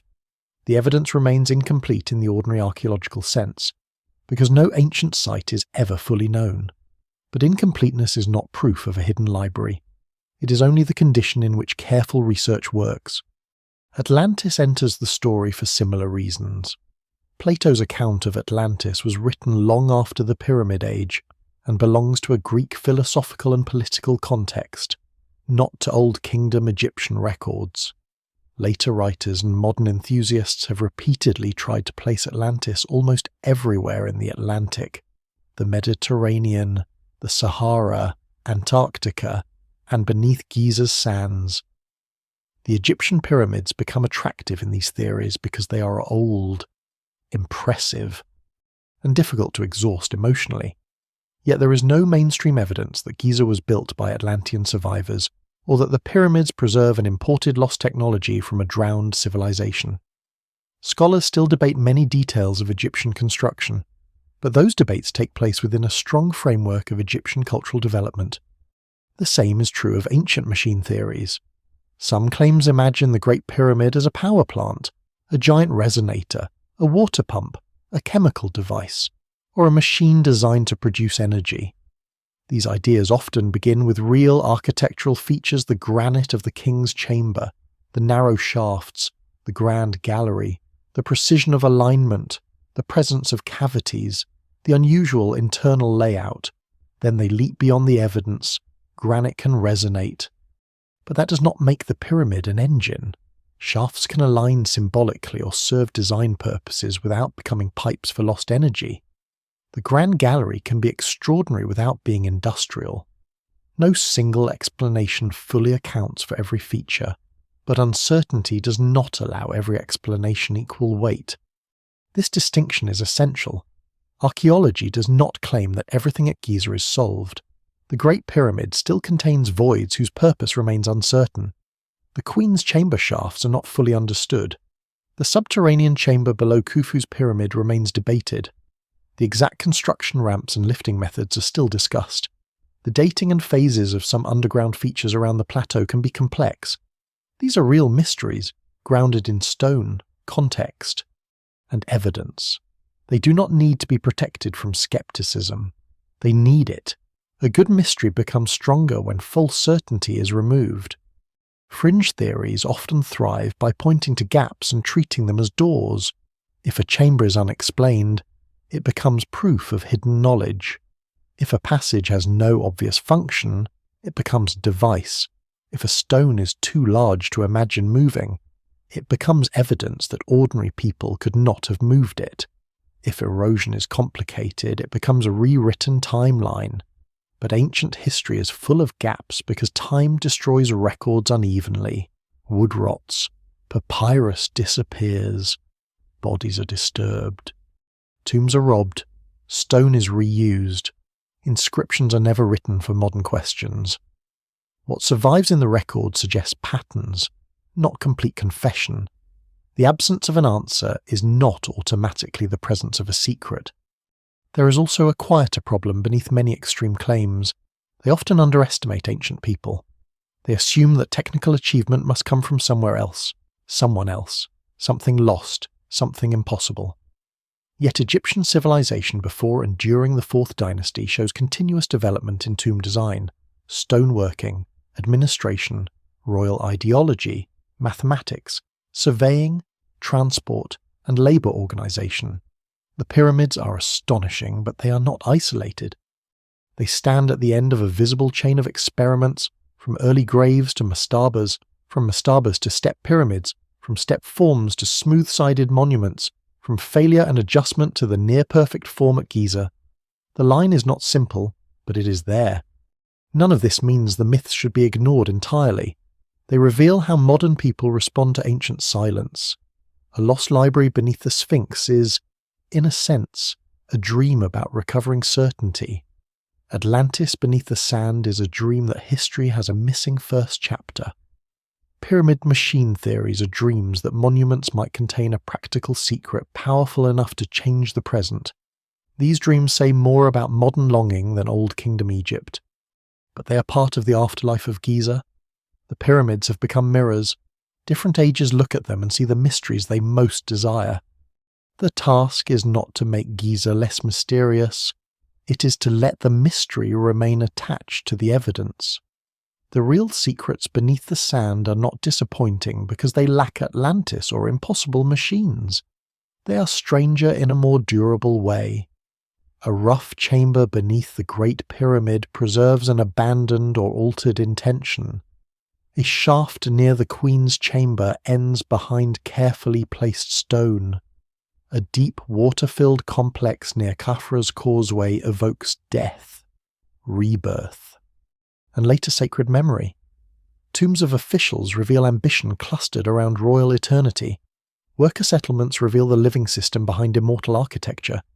These things do not explain everything, but they belong to the world that built Giza. In the end, myths beneath the sand survive because the pyramids are too powerful to remain only archaeological sites in the public imagination. They become containers for fear, wonder, suspicion, hope, and the desire that the past might suddenly speak in a language modern people can understand. But the ancient stones speak more slowly. They do not offer one grand revelation. They offer layers, tool marks, passages, names, bones, alignments, sealed spaces, broken statues, vanished casing, and silence. The unsupported legends may glitter for a moment, but the evidence holds longer, and at Giza, what is real is already mysterious enough. Modern science enters Giza quietly. It does not arrive with the romance of torches, crowbars, and sudden doors opening into gold. It arrives through detectors, scanners, careful permits, conservation plans, and long arguments about what should not be touched. The older age of pyramid exploration often treated stone as an obstacle. If a passage seemed blocked, someone might break through it. If a chamber was suspected, someone might dig toward it. Knowledge was gained, but damage was done as well. Today, the pyramid is no longer only a mystery to be solved. It is a fragile survivor, and that changes the entire nature of discovery. The problem is simple to state and difficult to live with. The most interesting spaces may be hidden inside structures that cannot be casually opened. The Great Pyramid is not a ruin that can be dismantled for convenience. The Sphinx is not a hillside that can be freely tunneled. The temples, shafts, tombs, and causeways of Giza are not empty props waiting for modern curiosity. They are ancient sacred works, archaeological records, national heritage, and physically vulnerable stone. Every investigation must balance the desire to know against the duty to preserve. The evidence remains incomplete, partly because time has destroyed so much, but also because responsible archaeology sometimes has to accept limits. This is why non-invasive methods have become so important. Ground-penetrating radar can send electromagnetic pulses into the ground and detect changes in buried layers, voids, walls, or disturbances. Electrical resistivity can measure how materials conduct electricity, helping identify differences between compact stone, loose fill, moisture, and open spaces. Laser scanning can map surfaces with extraordinary precision, capturing erosion, tool marks, cracks, and architectural alignments before they change further. Photogrammetry can turn thousands of images into detailed three-dimensional models. These tools do not replace excavation, but they allow archaeologists to ask better questions before cutting into the earth. At Giza, such methods are especially valuable because the ground is complicated. Beneath the sand are tomb shafts, natural fissures, quarry cuts, filled trenches, later burials, ancient debris, modern disturbances, and geological layers that can mimic human-made features. A radar anomaly may be a chamber, but it may also be a crack, a change in bedrock, a pocket of rubble, or moisture trapped in an unexpected place. Scholars still debate many scan results for this reason. Technology can reveal patterns, but interpretation remains human, cautious, and sometimes uncertain. The machine may show that something is different below the surface. It does not automatically explain what that difference means. Modern scanning has transformed the conversation around the Great Pyramid because it studies the monument from within the behavior of cosmic particles. Muons constantly pass through the atmosphere and through solid matter. Dense stone absorbs more of them. Empty space allows more to pass. By placing detectors in selected locations, researchers can build a picture of density differences inside the pyramid. This method is powerful because it does not require drilling large openings or forcing entry. It lets absence reveal itself through physics. In a monument where every block matters, that is a remarkable advantage. The detection of a large void above the Grand Gallery showed both the promise and the frustration of this science. The anomaly suggests a significant space or sequence of spaces hidden within the pyramid's mass. Yet knowing that a void exists is not the same as knowing its purpose. It may be structural, relieving weight above the Grand Gallery, It may be a corridor or construction feature. It may be divided, angled, or shaped in ways not yet visible from the data alone. No single explanation fully accounts for it because the evidence stops short of direct inspection. The discovery is real, but its meaning remains suspended in stone. A similar balance applies to the short corridor identified behind the chevron blocks on the north face of the Great Pyramid. Modern scanning helped locate it, and later visual confirmation showed a built passage-like space. The find was exciting not because it proved a dramatic legend, but because it demonstrated that unknown architectural features can still exist in the most studied pyramid on Earth. Even so, interpretation must remain careful. Its position near the entrance suggests possible engineering functions connected to weight distribution or construction design. It does not, by itself, reveal a royal archive or a second burial chamber. Science opens the door to better questions, not instant certainty. The Sphinx presents another kind of challenge. Its body is exposed, weathered, repaired, cracked, and deeply tied to the bedrock from which it was carved. Subsurface surveys around it have detected features and irregularities over the years, but the area is difficult to interpret because natural geology, ancient quarrying, restoration masonry, and later disturbances overlap. Popular imagination rushes quickly toward hidden chambers beneath the pores. Archaeology moves more slowly. Some cavities and passages are known, but the larger claims of secret halls remain unsupported. What survives in the record suggests complexity, not a single dramatic answer waiting just below the surface. Conservation science also studies what is visible but endangered. Limestone breathes, absorbs salts, sheds grains, and reacts to moisture, pollution, tourism, groundwater changes, wind, temperature shifts, and earlier repairs all affect the monuments. The Sphinx has suffered for thousands of years not only from ancient weathering but from the continuing battle between stone and environment. Restoration is never simple. Add too much modern material, and the ancient surface is compromised. Do too little, and erosion continues.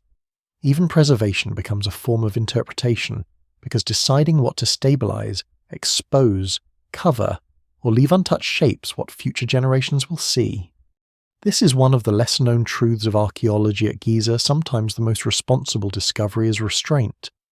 There may be places where excavation would answer a question but destroy context. There may be blocked shafts where a camera can go but a person should not. There may be anomalies that require years of confirmation before anyone risks intervention. The old dream of archaeology imagines revelation as a single moment. The modern practice often works through patience, peer review, repeated measurements, and the humility to say that the data are not yet enough. Science has not removed the mystery from Giza, it has refined it. It has shown that hidden spaces can still exist, but also that hidden does not mean magical. It has made the pyramid less like a sealed treasure chest and more like a complex body whose bones, scars, cavities, and stresses must be understood without harming the life that remains in it. Beneath the pyramids and inside them, the unknown persists, but it is now approached through instruments as delicate as curiosity itself. The old stones still keep their silence. Modern science has simply learned to listen without always demanding that they break open. By now, the hidden places of Giza no longer appear as isolated curiosities.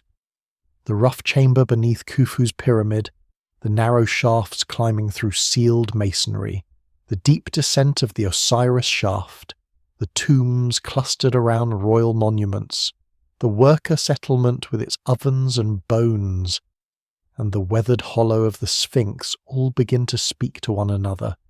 They do not tell a single simple story, because ancient landscapes rarely do. They reveal a pattern instead. The Egyptians built with the visible and the invisible at the same time. What could be seen from the Nile mattered, but so did what would be sealed, buried, entered only by priests, or never entered again after the last blocking stone slid into place. This is one of the deepest lessons beneath the pyramids. In Egyptian thought, power does not need to be visible in order to be real, A name carved in a chapel works even when no crowd is present. A burial chamber protects a body that no living person is meant to see. A shaft may matter because of where it points, not because anyone travels through it. A sealed chamber can still participate in a ritual system. The modern mind often expects function to be practical, measurable, and open to inspection. The Old Kingdom mind seems to allow function to be symbolic, cosmic, and hidden. The stone does not have to explain itself to the public. It only has to sustain the order imagined by those who made it. The pyramid complex is therefore both monument and machine, though not a machine in the modern mechanical sense. It is a ritual machine, a landscape designed to transform status, memory, offerings, and royal death into eternal continuity. The valley temple receives. The causeway guides. The mortuary temple serves. The pyramid seals and elevates. The burial chamber protects. The shafts direct unseen movement. The surrounding cemeteries attach lesser eternities to the king's greater one. Beneath and around all of it, the ground becomes a system of thresholds. No single explanation fully accounts for every feature, because not every part of the system had the same purpose. Some spaces are structural, some ceremonial, some funerary, some administrative, some altered by later generations. Together, they show a civilization thinking in layers. The underground also reveals how closely Egyptian eternity depends on material reality. It is tempting to describe the pyramids only in spiritual terms: stars, gods, resurrection, the western horizon. But those ideas must be made out of stone, rope, copper, mud brick, grain, cattle, water, and labour. A hidden chamber exists because workers cut it. A royal burial depends on quarries, transport, and food rations.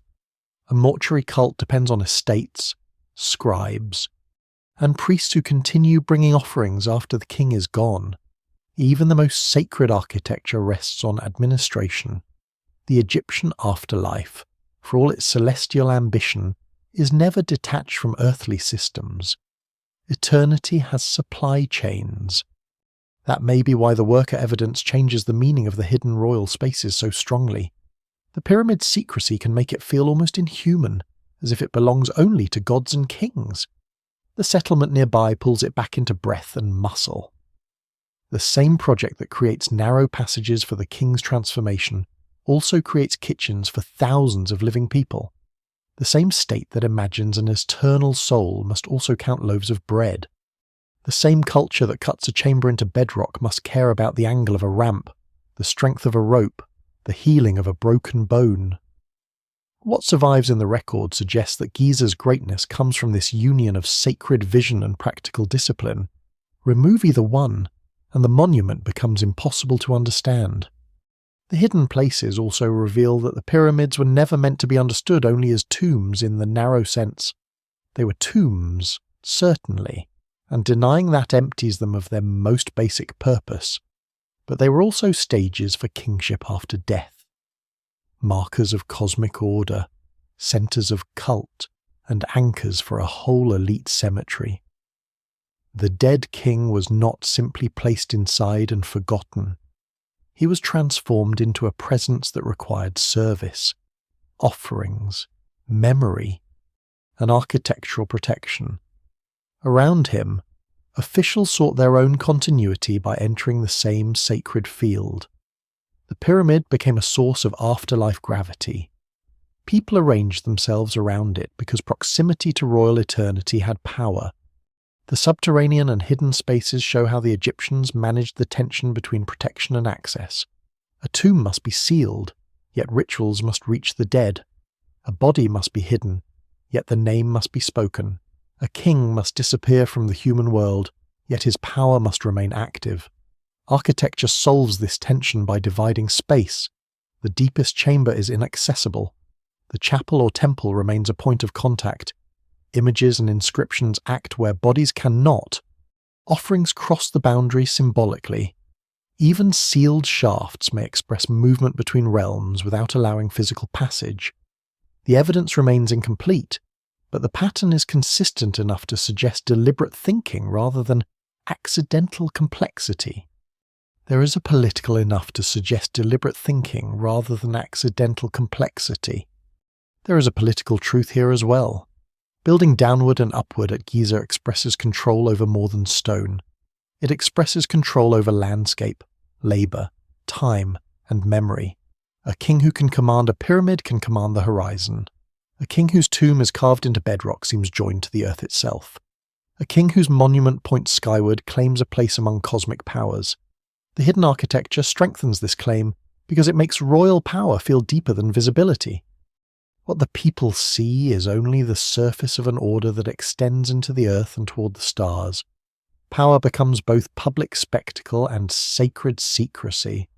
Later generations understood this, even if they did not always understand the original plans. They returned to Giza, restored monuments, reused tombs, told stories, carved stele, and wrapped older structures in newer meanings. The Sphinx became ancient even to the ancient Egyptians. The Osiris associations deepened the underworld atmosphere of the plateau. The pyramids shifted from royal tombs of specific kings into symbols of a more distant sacred past.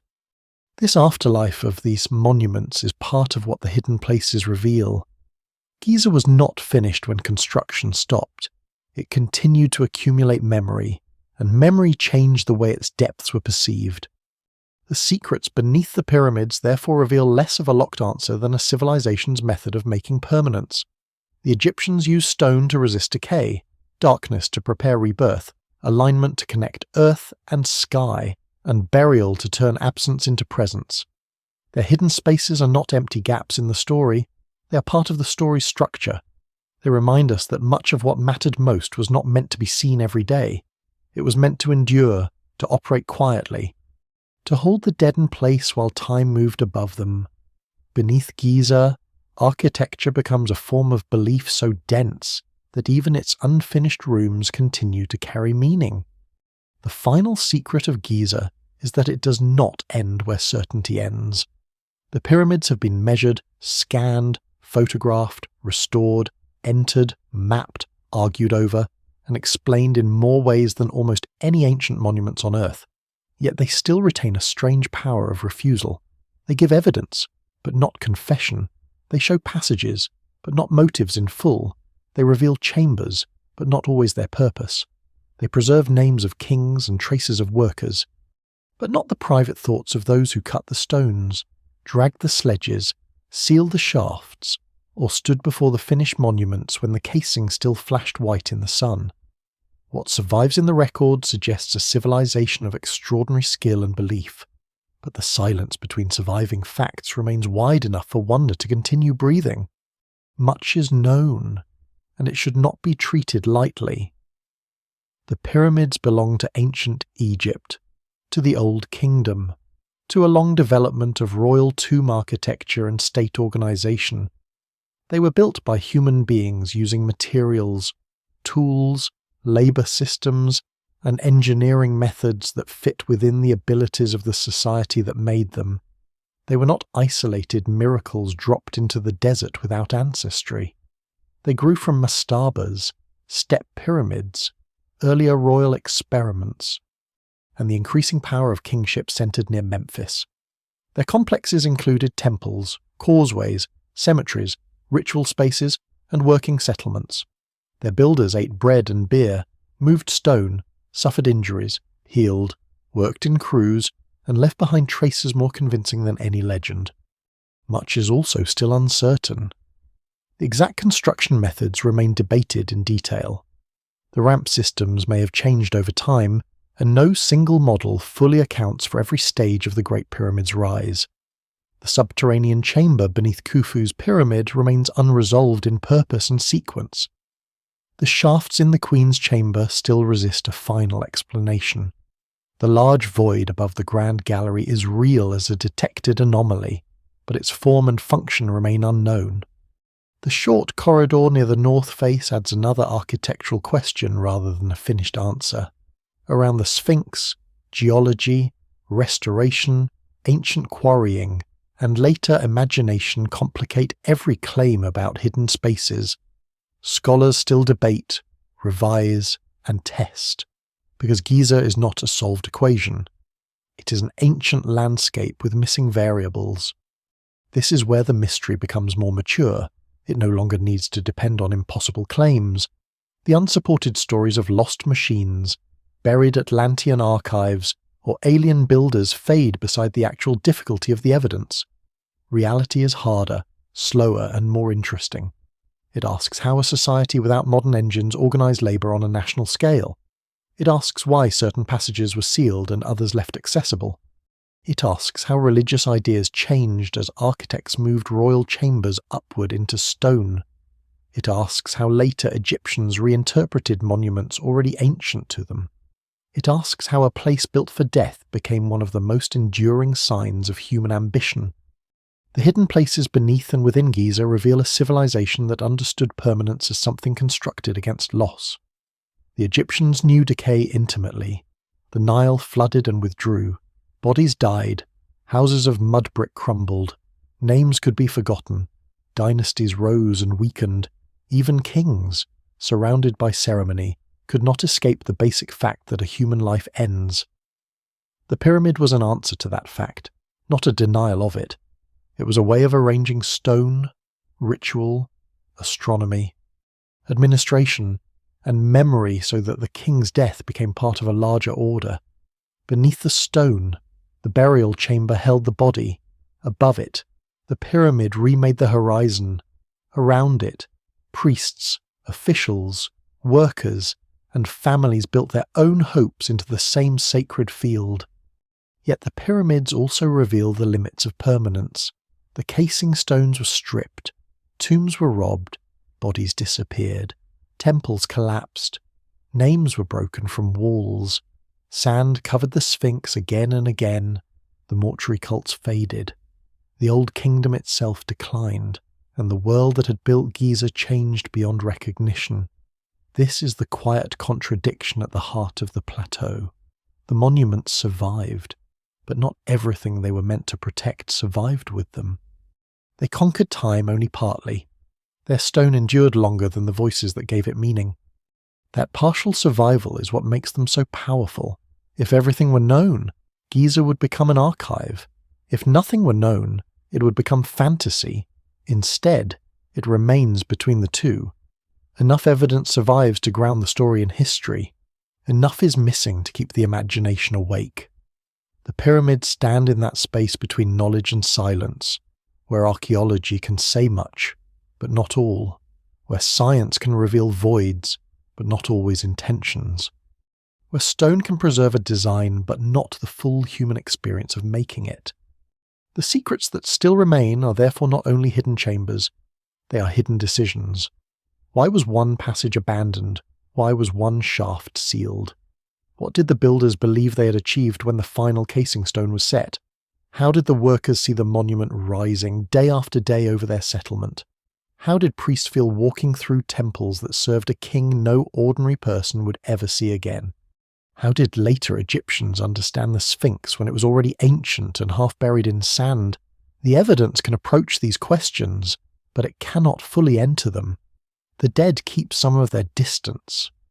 And perhaps that distance is necessary. Giza's greatness lies not only in the answers it gives, but in the discipline it demands from those who seek them. It teaches that mystery does not have to be careless. Wonder can survive evidence. Uncertainty can be honest. The pyramids remain because they were built from stone, but they fascinate because they were also built from absent sealed rooms, lost rituals, vanished voices, and meanings that can be followed only so far before the passage narrows and darkness takes over. Beneath the pyramids, the ancient Egyptians placed their dead inside the earth and raised mountains above them. What remains today is not a final revelation, but a threshold, still standing at the edge of desert and river, asking every age to look deeper without forgetting to look carefully. The light over Giza changes slowly. Morning makes the pyramids pale and almost weightless for a moment, as if they have risen out of the desert during the night. Noon turns them severe. sharpening every angle until the stone seems less built than declared. Evening softens them again, and the plateau returns to shadow, to wind, to the long patience of limestone. The city moves nearby, loud and living, but the monuments keep another measure of time. They have watched languages change. Empires pass, religions rise, armies arrive, travellers kneel, scholars measure, and cameras replace sketchbooks. Still they remain, not untouched, but present. Beneath them, the hidden world is quieter. Passages hold their darkness. Chambers keep their rough walls. Shafts point into stone or toward a sky the builders knew differently from us. Tombs of officials, priests, workers, queens, and unknown dead lie in varying states of ruin and remembrance. Some names survive, many do not. Yet even the broken places hold a kind of dignity, because they belong to people who struggled against forgetting with the materials they trusted most: stone, ritual, image, and order. The pyramids do not tell us that civilizations can defeat time. They tell us something more fragile. They tell us that civilizations can leave marks strong enough for time to wound but not erase. They can build so deeply into the earth and so high into the sky that thousands of years later, strangers still come to stand before their work and feel the distance between a human life and a human legacy. No king lives forever. No worker's hand remains on the rope. No priest's voice still sounds in the temple, but the shape they made together continues to alter the horizon. And as the desert wind moves again across the plateau, it carries no final answer. It passes over the Sphinx's worn paws, over the blocked passages and open shafts, over the buried tombs and the paths where processions once moved from river towards stone. It touches the pyramid faces and slips into cracks too small to enter. The secrets remain partly hidden, as perhaps they always will. But beneath that silence is the deeper truth Giza still offers, that memory is never complete.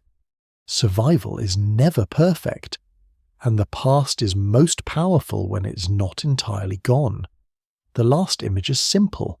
3 stone mountains stand against the darkening west, and beneath them, in the patient earth, Egypt continues to dream.